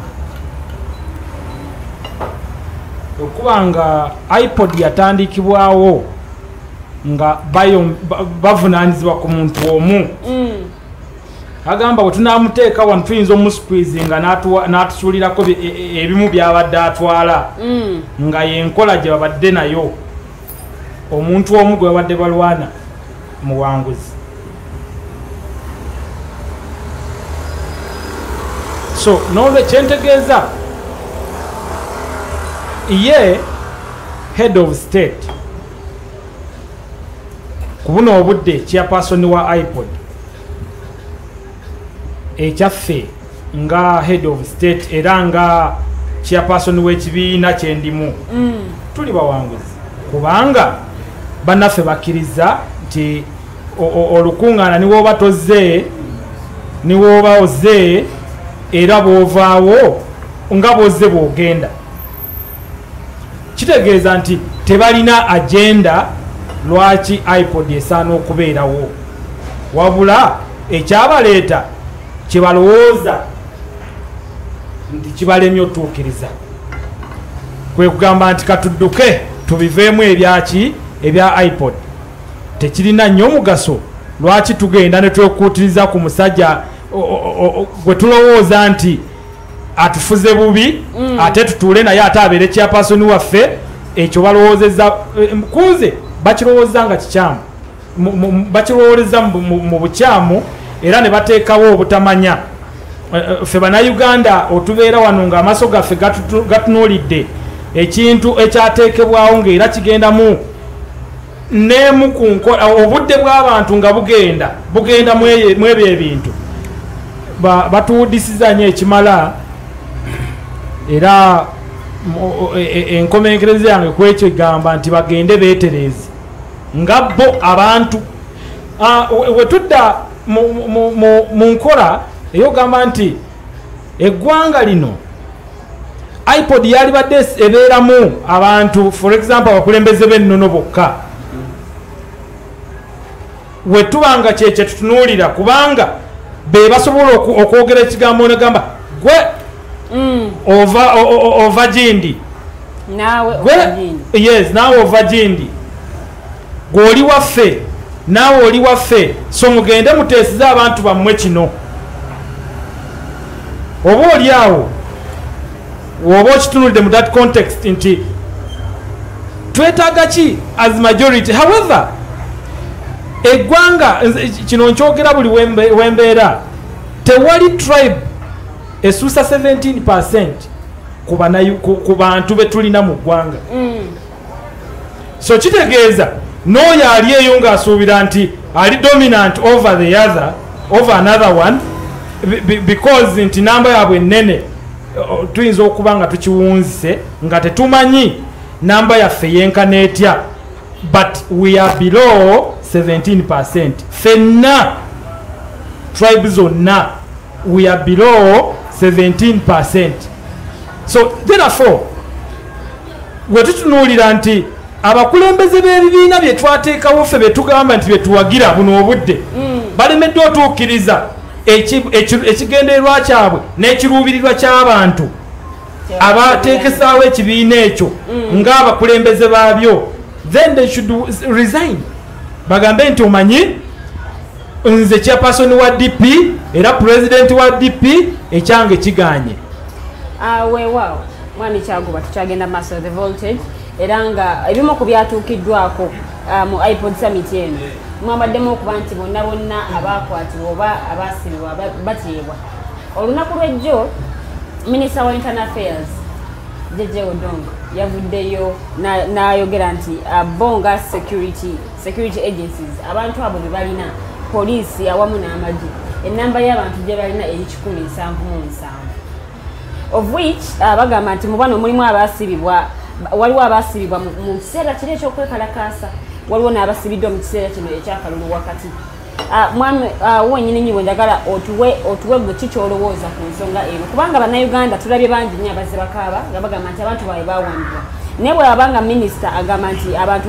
177 bokka bo be balina abalala abatalabikako oba abatamanyidde mayitire gaabwe bali luddawa ekyamukisa mubi nti sikoze save kumanya namba y'abantu abaakwatibwa ne baggalirwa ate n'ekirala mulimu ebintu ebimu nga oyinza okubyogerako kati minisita wabanga yayogedde nti bali abantu 177 na kitegeeza yafunye conclusive report okuva ku police okuva ku bitongole ebikesi ebyamagye okuva mu ame ne bamulaga abantu 177 be bakwata mu misango gyonna egyekuwa bagyekuusa ku politics oba gyekuusa ku kutabangula ggwanga kutabangula mirembe gy'abannayuganda ekyo nsuubira tuyinza okirekera minisita nakola validation report ye then oyo anaaba nga akyabulayo ku bantu 177 anaaba nga akyabulayo tutandika okunoonyereza tubulabe wagyali kubanga sigenda kuyingira mirimu gya minisita sigenda kuyingira mulimu gwa mwogezi wa police sigenda kuyingira mulimu gwa mwogezi wa magye sigenda kuyingira kitongole kya semwayi bonna bakolera wamu as intelligence unit okulaba nti bannayuganda bakuumibwa mu mirembe era bannayuganda babeera buli omu waali nga talina kimutuuseeko kikyamu so sigenda kwogera nnyo bitongole bya kwerinda however kensobola okugamba abannayuganda nti babeere bakakkamu. Jeno Jejodo ng'amanya ge yafulumiza list eyo eya 177 gwe olaba ng'owo taliimu nga si bya bino bye bagenda ku TV ne batandika okwevulungula mu ttaka ne bakaaba. Let them go and report to the nearby police station or nearby police post. Bajja kufuna okuyambibwa niwo batogenze na mawulire kubanga si buli kimu nti amawulire ge gagenda okutaasa. Genda ku police o reporting ogambe nti erinnya lyange bamuyita Matovu Charles naye mu list gye bafulumiza taliimu. Ate bannayuganda twejjeemu ebintu by'obulimba. Waliwo agenda okuva eri ngaze kulimba poliisi nti omuntu wange bamuyita nga omwami oyo gwayogerako alina mukyala mulala Masajja nga tayagala kitugamba. Ayinza okuba nga tamanyi nti ali Masajja. Yes, so tusooke tukole ffe kennyini okunoonyereza within our family members. Tusooke tumale tuzuule ekituufu kiri ki, then tuveewo twogere ebiddako kubanga mulimu fine, mulimu abantu abamu be bakwata gye bali be bakwata mu biseera by'obululu, mulimu abamu be bakwata mu biseera by'okulonda as purportedly nga be bakyogera kuba nange waliwo omu gwe bakwatira wano waggulu wano mu Kiyembe wano nga wendi actually there were two babakwatawo mu Kiyembe mu Kiwafu naye batwala naye banoonyeza okumala mwezi mulamba. Maybe they could be one of those ones abali kweyo list. Kati abannayuganda bafe abali wano ku Kiwafu bagende bamale okubuuza balabe is it true abantu baffe ku list kwe bali tebalabikanga. Weba tebaliiko then we do further investigations. Weewaawo Mwami Mayanja, waliwo omulundi ogumu Mwami Robert Kyagulanyi Ssentamu we yagambira nti abawagizi b'ekibiina kya NUP abasoba mu 13 tebamanyiddwako mayitire oba tebamanyiddwako watuufu wawe wali. Ate minisita twamulabye avaayo n'awa lisiti y'abantu 177. Awo wenyini Munnayuganda we yeebuliza nti ani abuzaabuzaani? Bombi. Kyagulanyi yagamba 13 abaawa. Abazze babuzibwawo n'abataawa okuva mu kwekalakasa kwa last year. Omukulembeze tovaayo noga nti abantu 13 baabuze n'okireka. Yali alina okutuwa details nti eruwuuka wavuddeyo 47 era ku byalo bwebiti ne bwebiti abantu bano bamisinga. Naruga nti Kabongo wavuddeyo 12 ku byalo bwebiti Sero bweti Wadi bweti abantu bwebati bakola ki? Kaimenze sagala binenyeza Kyagulanyi kuva luberebere kacangambulire ekigambo Bobi Wine intu Kyagulanyi bino sibimulabangamu ebyo bikolebwa abantu nga jeno muntu abamanyi kibayita okuorganizinga n'okuzimba structures zino ziba za kuleta bulesi bantu kulale ngezi managinga organization ne mumbeere efaanana ng'eno. So olwokuba Kyagulanyi tazirina musajja watu yajja n'akuwa obukubiri statement abawagizi bange 13. It was good abayimbi ebyo byakola. The minister yayogedde 17 mbameka. Well, bakwata abantu mu ngeri ya kiyekera bazinduukiriza nga bazinduukirize we bakwata nga bakutwala tebakola kiri kye nagambye ekyobugunjufu.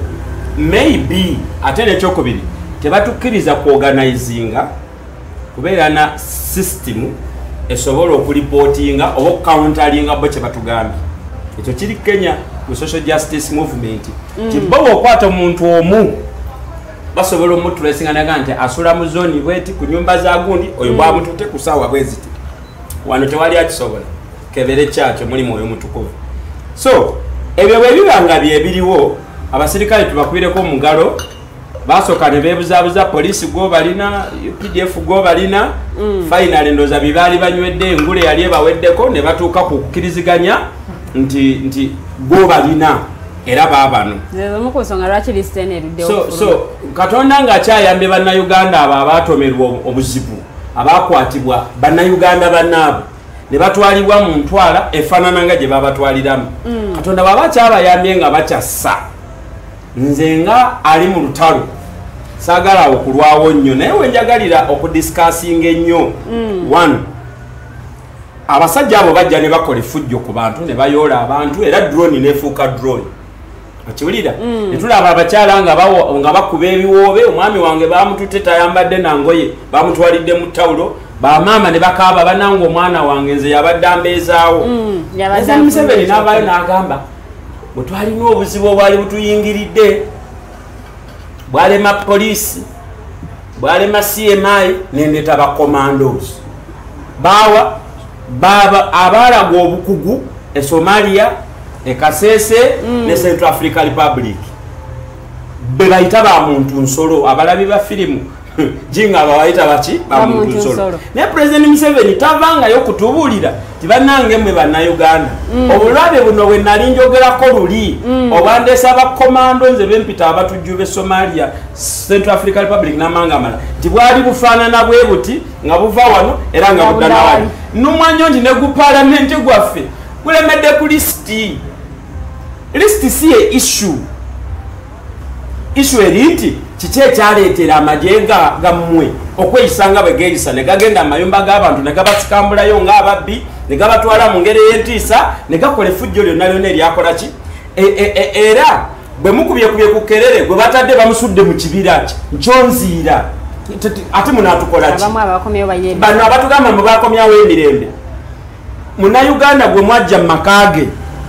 ensonyi we zibakutte temubadde nabuntuula mu mukomyawo kale ku police station mumutusulire ku CPS basuula mu nsiko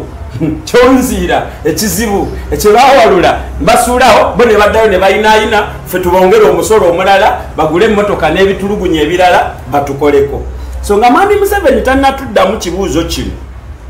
therefore nze ndowooza nti President Museveni kyeyayita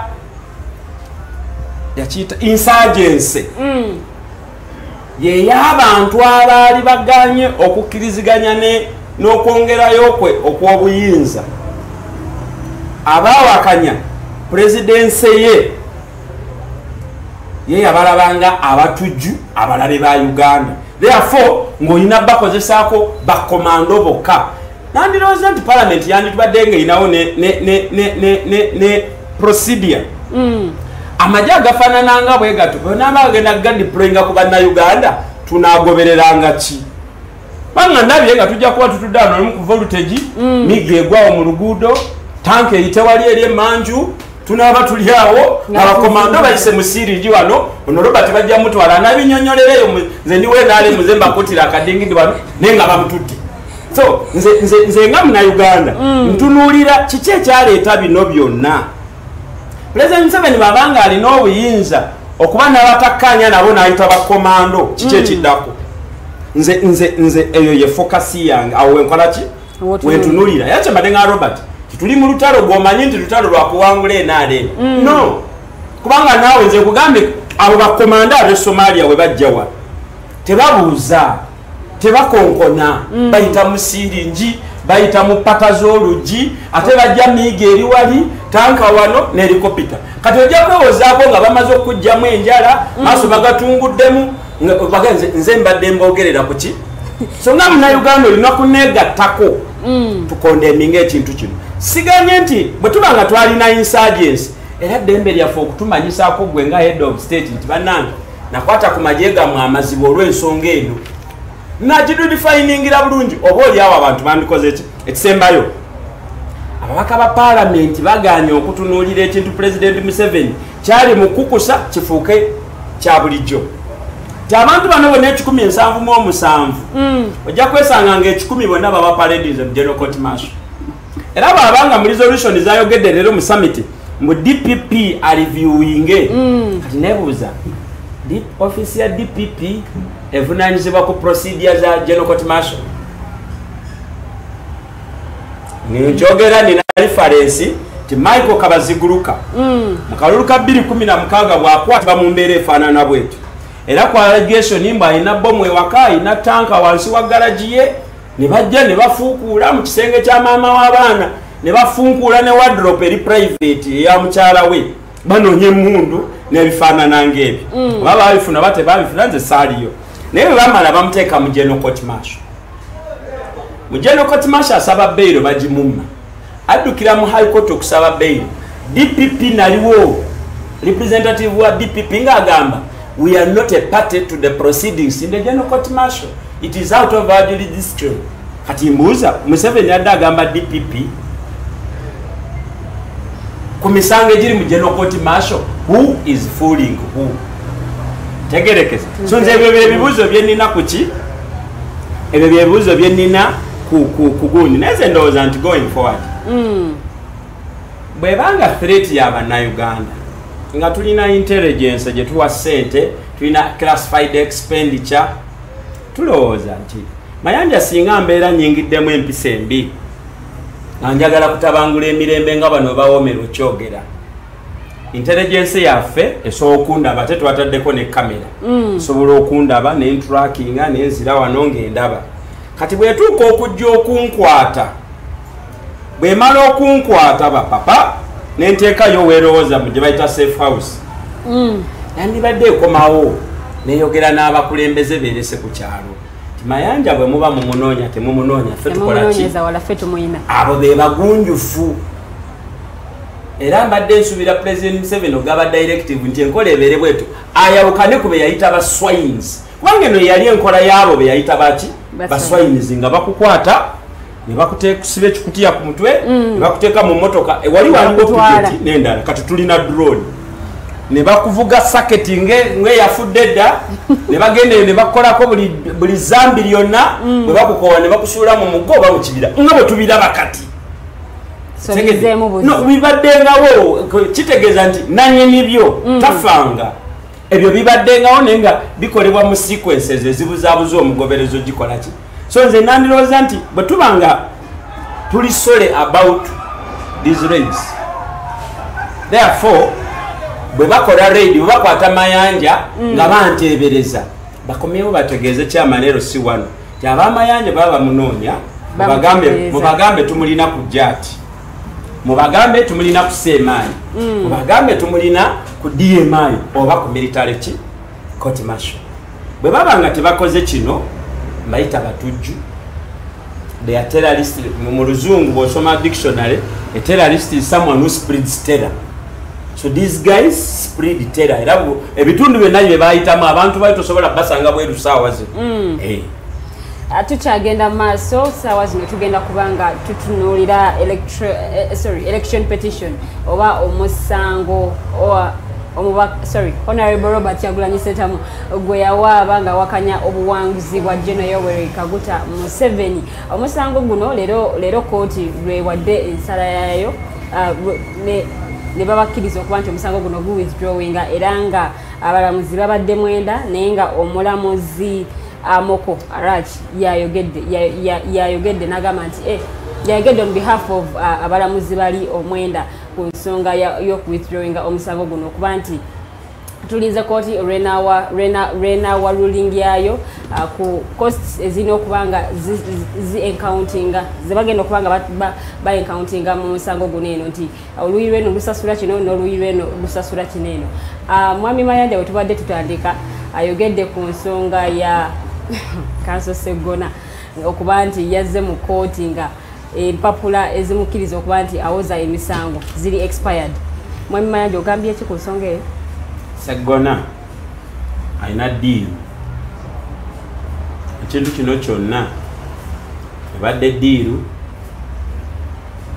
kubanga mbadde ngoberera emisango gya Sseggona si bwatu bwagiwaaba.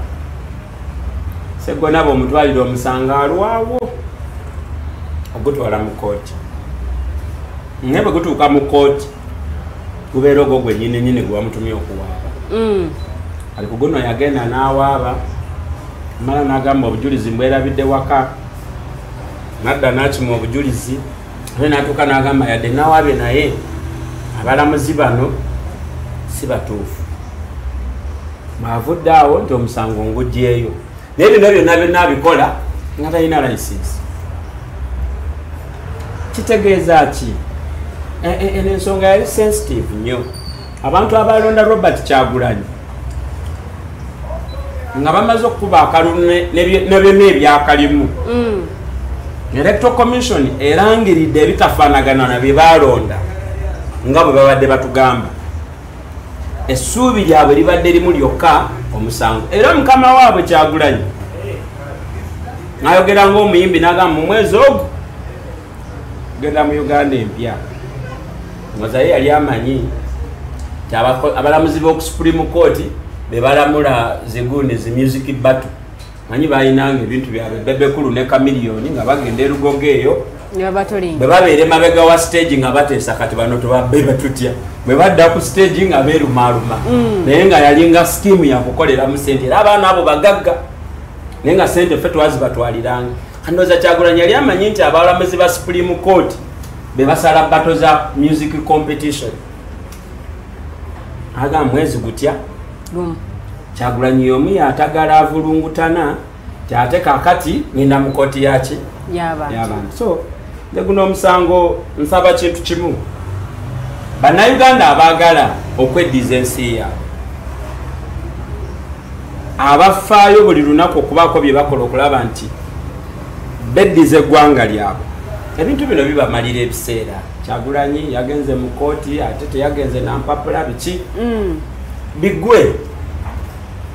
era nsanyuse nti ne kooti yakkiriziganiza nabo naye yandigaanidde ku ki mwami Kyaguba nkomyewo ewuwo ku musango guno omukulaba okuko olowooza NUP yali nteefuteefu nga yingira omusango guno NUP nga NUP ng'ekibiina bo sisuubira nti balina okweteekateeka okwalisuseewaawo baali beetegefu tibagenda kwaba mu kooti so obwetegefu bwabwe bo kyebaali tebamanyi nti n'omulamuzi waaba atudde alina byasinga okugoberera amateeka ge yasoma ng'asinga okugoberera baali bamanyi nti nga bwe tugamba nga tuli ku kazindaalo wali kuluna agenze kuluna agenda ne wali mu kooti bwe kigenda okubeera munaye otuuka olaba ni wabanga grade 1 magistrate n'otuukawo n'okumubuuzaako obubuuza nakyo gubeera musango lwaki omubuuzizza gega amateeka bayita baran difference kati Kyagulanyi simanyi bye yasoma MDD 101 yali amanyi nti wanaagenda ow'omulamuzi nga bwe yeekyanga n'akubasama nti ajja atuuka ow'omulamuzi amugambe kyali wange kikole bwoti ekyo munnaye mu mateeka si bwe kibeera so obwetegefu bwe yali yeetegese era awo yali akoma wabula kiyakola ensobi kyali kimu kukozesa balandi friend abategeera n'abafuula abajega kubanga omusajja Medal Segona is a good counsel highly respected kwaba kwera mu chambers ezimu ne Lukwago actually ne Mayiga mo yali Katikkiro wa Buganda kati bali mu chambers nga bakolera wamu nga gundi ya company ya bajita kintu ekimulu kwagande nani company advocates na ye ekimazeeko enviiri ku mutwe kuba nti olina practicing certificate no waba omusango ng'ategwe lead counsel moreover lwaki teyagambye lead counsel certificate yali mu process ne yali talina when ekintu driving permit yange nga njirina mmanya lwengifunye nilwegenda okuggwako national ID yange nagifuna mu 2014 mmanyi egenda kuggwako 2024 olunaku bweruti date omwezi bweguti practicing certificate bagifuna wali ku law council n'agenda omulamuzi judge n'amusayiningira justice nti olwaleero peace efulumye era egenda kumala mwaka mulamba cause they renew buli mwaka kati musajja wattu kyogamba tawozangako musango gwonna oba tagendangako mu kooti bukyanga omwaka gutandika tawozanga nkoko yadde tumufuule nti abadde looya wa nkoko ku byalo ababbi b'enkoko babadde awolereza kuba tebetaaga genda mu kooti kwaba musango so bano bannaffe bano ono yali mwetegefu lwakuba yakozesa balooya baffe n'abafuula abajega era tubetegereze n'amaaso amogi bano abakulu bano balibanga balina akakwate ku nkola ey'obutagoberera mateeka ng'ate baagasoma. Kyobula nakugamba one day nti bano abasajja bano baganda nnyo babeera mu paliamenti nnyo era ne bawoggana ne bateesa ne bagamba ako tekayitako tekakola twetaaga federo nga bali wabweru owa paliamenti ng'akuta akazindaalo asasudde munamawulire 15,000 bamutwala awo namugamba omanyi gamba nti mpaamu akazindaalo agamawulire ogateeke ku TV ntusabye federo nga bali wabweru bwa paliamenti ne balimba ffe bannayuganda abaganda otutudde wano otulaba amawulire otwabeesigana tubawaka kati leero kimugjeeyo bulungi yeeyambudde nti naye byakola tabitegeera bulungi. So kyotegeeza nti abadde awuddisa buwuddisa bantu tebalina kirala babadde batuwuddisa ffe batadde mu kattu tugamba leero kiggwa leero era musajja tumulina tumulabye kiggwa leero tugenze mu kooti naye kati otuuse ow'omulamuzi ate ogamba obujulizi obumu mbwerabiddeyo really Mwami Kyagulanyi yagamba nti ye ekyamutwala mu kooti kwe kuba nti afuna obwenkanya oba bannayuganda bafuna obwenkanya oba then nekyokubiri kwe kuba nti exposinga judiciary nga babayamba era bwe yalaba nti tagenda kufunayo mazima kwe kusalawo omusango bagwithdrawing guve mu kooti gyeyayita kooti ya Owinidolo ye agutwale mu kooti yaki kooti yabo babayambako ekintu kimu nti babakkiriza bannayuganda ne babakkiririzaamu ne bajja naffe ne batulimbalimba ne batugamba mukimanyi muyite ku social media nga mutuweereza obubaka obwali mu kulonda mu kitundu kyammwe oba gye batuweera obululu oba gye bataatuweera bululu byonna mubigatte wamu mubituweereze. Bannayuganda abaali bakkiriza nti ono omusajja yali bamutuufu okuyamba abavubuka be nga tabawuddisizza katumukolere ekyo obwo obujulizi obumu ne babufuna yadde obumu nga social media bwekola eyinza okufuula ekintu ekituufu nga gwo nti oli muddugavu nemaa nekwerusa nekubakala nekuteeka ku makeup n'otuuka wali ng'oli mweru nnyo Kyagulanyi bwe batwe batukola yayingira mu kooti nga mweru nnyo ffe ne twerabira nti omusajja ono wa black kati kooti gyeyayita eya Owinidolo chief justice waffe owa kooti ensukulu ye tusooke nga twetegereze jo yagenze naawe banagamba tebanzijako motoka yange agenze musanga kutute mu kooti nti emotoka yange nagifuna mu bulungi naye URA yagala kuginyagulako ne poliisi nagenda nawaba mu kooti kati kooti yangi yagenzeemu ya Katonda awo era nange wembadde ngenda okubuuliza nti tolowooza nti ali mu kwekuba bwekubi ndobo ebyo byonna okujjako nga bannayuganda tubeera bazibe b'amaaso naye amaaso gaffe gabanga galaba bulungi. Mwami Kyagulanyi ne kampani ye baagala kubuzaabuza bannayuganda era gwe oli awo ng'olina akantu ko keweekolera oba osika capati kyokka kye naali kusabye concentratinga ku capati zo nze kyenfaayo nnyo kusaba kwe kusaba gavumenti abantu baffe bawevinge ku musolo at least basigale nga bakola kubanga bayira mu ggwanga lyonna worldwide Uganda yesinga okutondawo emirimu naye gifa mangu olw'okuba nti emisolo mingi n'enkwata y'obwo small business kubanga twadda mu privatization enkwata ya private sector tegikutte bulungi kyova abantu baffe bagwa so tetwali badde tetunuulira nnyo na Kyagulanyi ng'ali mutubuzaabuza nga ali mu kubuzaabuza ababodaboda abeekolera obusente bwabwe yadde butini ali mu kubuzaabuza abavuzi ba taxi ali mu kutwalizamu bayina ne ba Alex abantu abagendako ku ssomero abamanyi nti ono omusajja waba ayogera kino ayinza okuba akiyita kiwaani ng'oluyimba lwe yayimba nti buli omu asiba kiwaani mu Uganda okubeerawo era yasiba abannayuganda ekiwaanyi asibye ababodaboda abazibye amaaso omuvubuka leero ndabye omuvubuka ku kigaali kye ng'ataddeko UBJ 766F ku kigaali kino atunda miyembe ne muganda wange kati ekigaali kyo wakitaddeko number plate anti eno yamukulembeze waffe n'omutwe n'engalabi ye eno yamukulembeze waffe mugambye muganda wange kanyimire n'okuyimirira kubanga nejjaamu mungi omukulembeze wammwe nga yakuleetedde okusindika ekigaali mu kibuga Kampala n'owakesisi enaakuyitako n'agenda gw'olowooza oyo omukulembeze teyeetaaga kusasula n'agamba ffe tumusasula tumukolera akalango so ffe nga tetuzibuse maaso ffe bannayuganda betuffe kennyini emyaka gyaffe gyabonaabona nnyo tuvaayo ne tugamba abavubuka bangi nnyo mu ggwanga lino but are we meaningful? Are we living that meaningful life?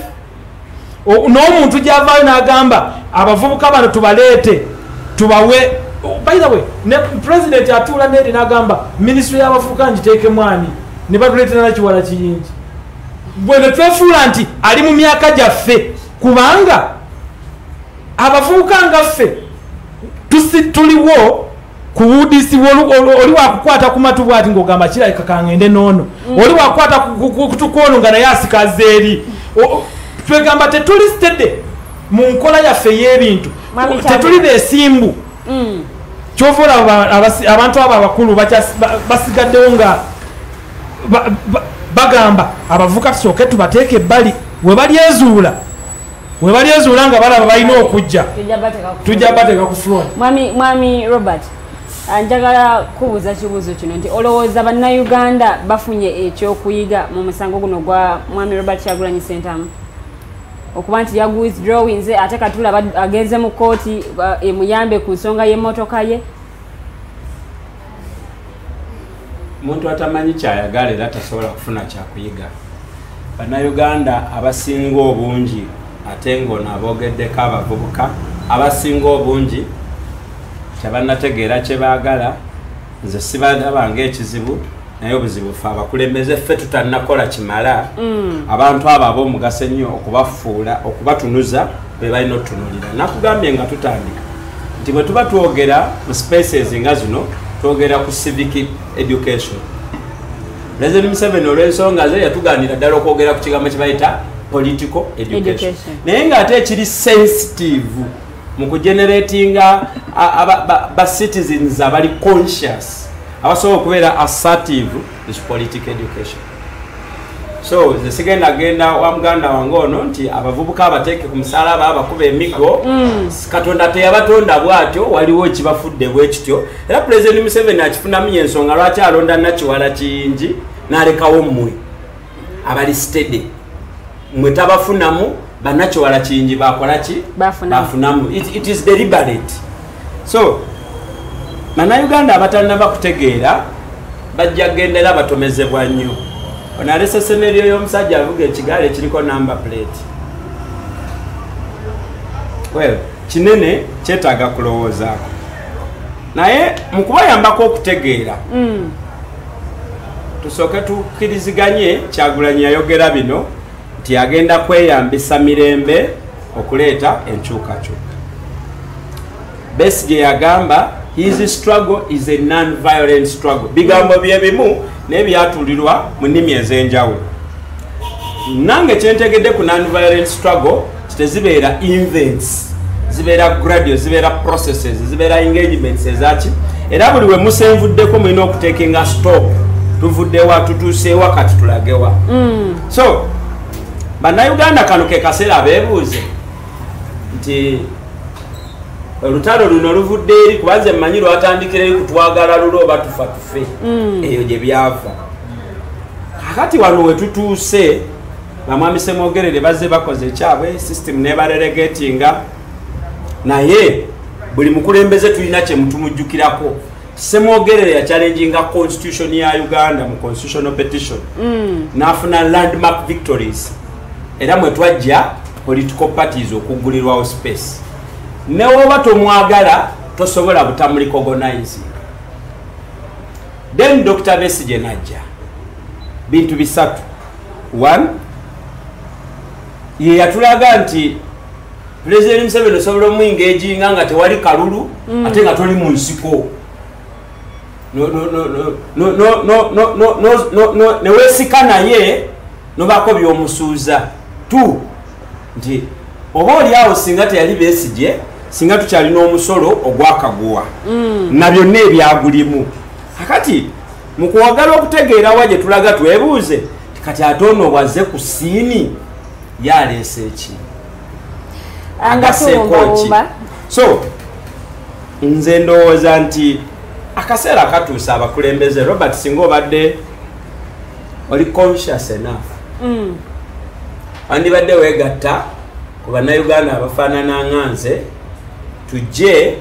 tusooke tutunulire ebitusoomooza nga bannayuganda regardless nze nali mu kibiina kya FDC but quite frankly nga ngamba aba FDC point blank the constitution gye mwakola ate nammwe temugigoberera because egamba bweti ne bweti wano mukola bwe muti naye bw'oba Robert okyalowooza nti buli we njogera ku 15 states njogera ku cultural institutions then you are not politically conscious. States zenayogeddeko 15 states, these were political entities, they were not cultural institutions. So what we tubaita mu dialogue, we are not calling cultural leaders, we are calling a political setup called Buganda. Mwami Mayanja sibula abatulaba. So njagala kusibula abatulaba abadde twa ku voltage nti olugendo lw'okununula Uganda lugenda kukolebwa ebintu bisatu. Tugenda kuddayo, tugenda to mobilize, tugenda kukunga, tuteeketeeke, tusomese, tununule, tujaguze. As simple as that. Wow, oyabadde Mwami Robert Mayanja, twagala Mwami Robert Kyaguba naye asibula abatulaba. Abatulaba bonna ku voltage. Mwebale nnyo, mwebalire ddala okufiisaya akadde buli lunaku naddala olunaku olwa Mande okuva ssaawa emu paka ssaawa 3 ne olunaku olwokutaano kuva ku ssaawa emu paka ssaawa 3 nga mulaba abaana bammwe baganda bammwe n'abo abalumirwa eggwanga lino wajje livudde na kaakano wawe lituuse okulaba nti litambula ligende mu maaso lyeyongere era nga temuli muntu yenna aze kulimirira mirembe gyaffe gye tulina mu ggwanga kubanga omulamu yakola ate atali mulamu tasobola kukola era alina emirembe yakola oyo atalina mirembe tasobola kukola. N'olwekyo bannayuganda mukuume emirembe, bannayuganda mwagale ensi yammwe, tuve ku bano banakigwanyizi abatagala nsi yaabwe, abatagala mirembe mu ggwanga lino kubanga tulabyeko ekibadde mu nsi endala nga Libya. Fenna Gaddafi yali nga ajja wano nga twenyumiriza mu Gaddafi ng'ayingidde eggwanga lyaffe erya Uganda ne tugamba bannaye singa naffe tubeeranga abo. Naye ekyomukisa omubi kati buno obudde wogenda mu Libya tosaana kuddayo. So tugamba mubeere bantu balungi, mwagale ensi yammwe, mweyagale, mwagale eggwanga lyammwe okusinga ekirala kyonna. Eggwanga ligenda tunyumira naye ekisinga obukulu mu ggwanga temuli mirimu egiri awo egya public wabula ejo ejjammwe gye mwekwasaako engalo gye muba munyiikira okukola mugenda kuvaamu ejjamba erisobola okusomesa omwana wo limutuuse gy'asaana okubeera. Ffenna bazadde baffe tebaali mu public service naye twasobola ogendako ku ssomero ne batutwala ku university. Therefore ako koolina you embrace it kakuyambe okulaakulanya eggwanga naawe kennyini okwekulaakulanya famire yo. Tewali agenda kukuleetera okujjako nga wejjeeyo wekka mu bwavu. Totunuulira munabyabufuzi weetunuulire gwe ng'omuntu. Kyaguba Robert Katongole erinnya lyange, Omukama Katonda abankumire. Weekend ennungi. Akono kabadde kalowoozo muganda agamba nti embuulirire tefayo nakansubire bannayuganda mufunyemu ekyokulira ekyenjawulo. Njagala okwebaza abantu bano wammanga okuba nti babaddeko nga balaba Mwami Rashid Don Najita Prosi, Sozi Muhammad, Prince Minjo, Peter Chosam Hashim. Bamikwano mwebale nnyo kubeera nga ate mulaba mukola omulimu gw'amaanyi era mukola omulimu gwa ttendo nnyini ddala. Ono sigenda kubanga nsukkawo naye mwebale nnyo ababaddeko okuva gye twatandikidde n'okutuusa ono tugenda okubanga ate tuwunzikira essaawa yaffe eno ey'okubiri oba we tugenda okubanga tuwunzikira programu yaffe eno eya Voltage. Benkoze nabo kubaddeko omwami Mukose Arnold Anthony yabadde producer for olunaku luno olwaleero, omukyala Teddy Tenjo Nabukeera awamu n'omukyala Elizabeth Musitwa be babadde ku kamera, director waffe abadde omwami Jeremiah Muchibi. Tukoledde wano eno ku kafo bakayita Coffee ku gaali kali located Soweto Road, off Gaba Road, Soweto Road.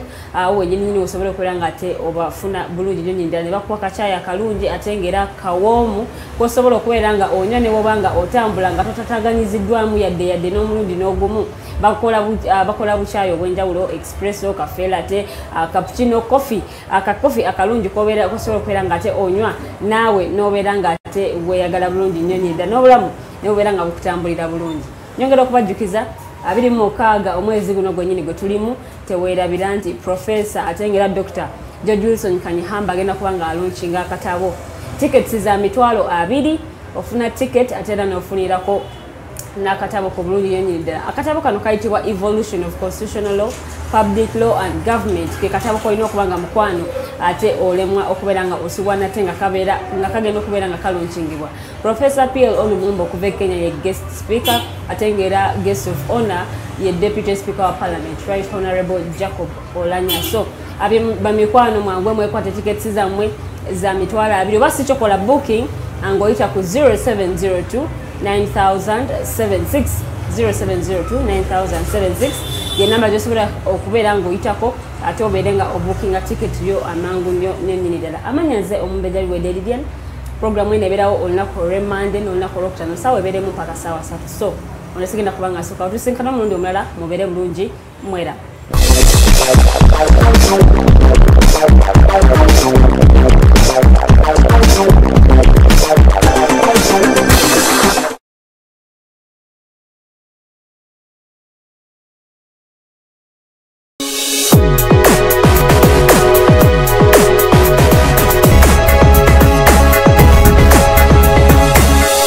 Alternative Dig Talk. Real issues, real talk. Have you read a book that makes you want to shout the title from a rooftop? If you haven't, then here is that book. The Evolution of Constitutional Law, Public Law and Government by retired Justice Professor George Wilson Kanyihamba. Renowned Kenyan jurist and panelist Professor P.L. Olumumba and many other amazing speakers will grace the event. Do not miss the book launch on March 26, 2021, 2 p.m. at Imperial Real Hotel. The ticket comes with a book, all this at just 200,000 shillings. Call 0702 9076 or 0783 04 7785 to get the book or follow up on the launch. This event is organized by Alternative Digitalk in partnership with retired Justice Professor George Wilson Kanyihamba.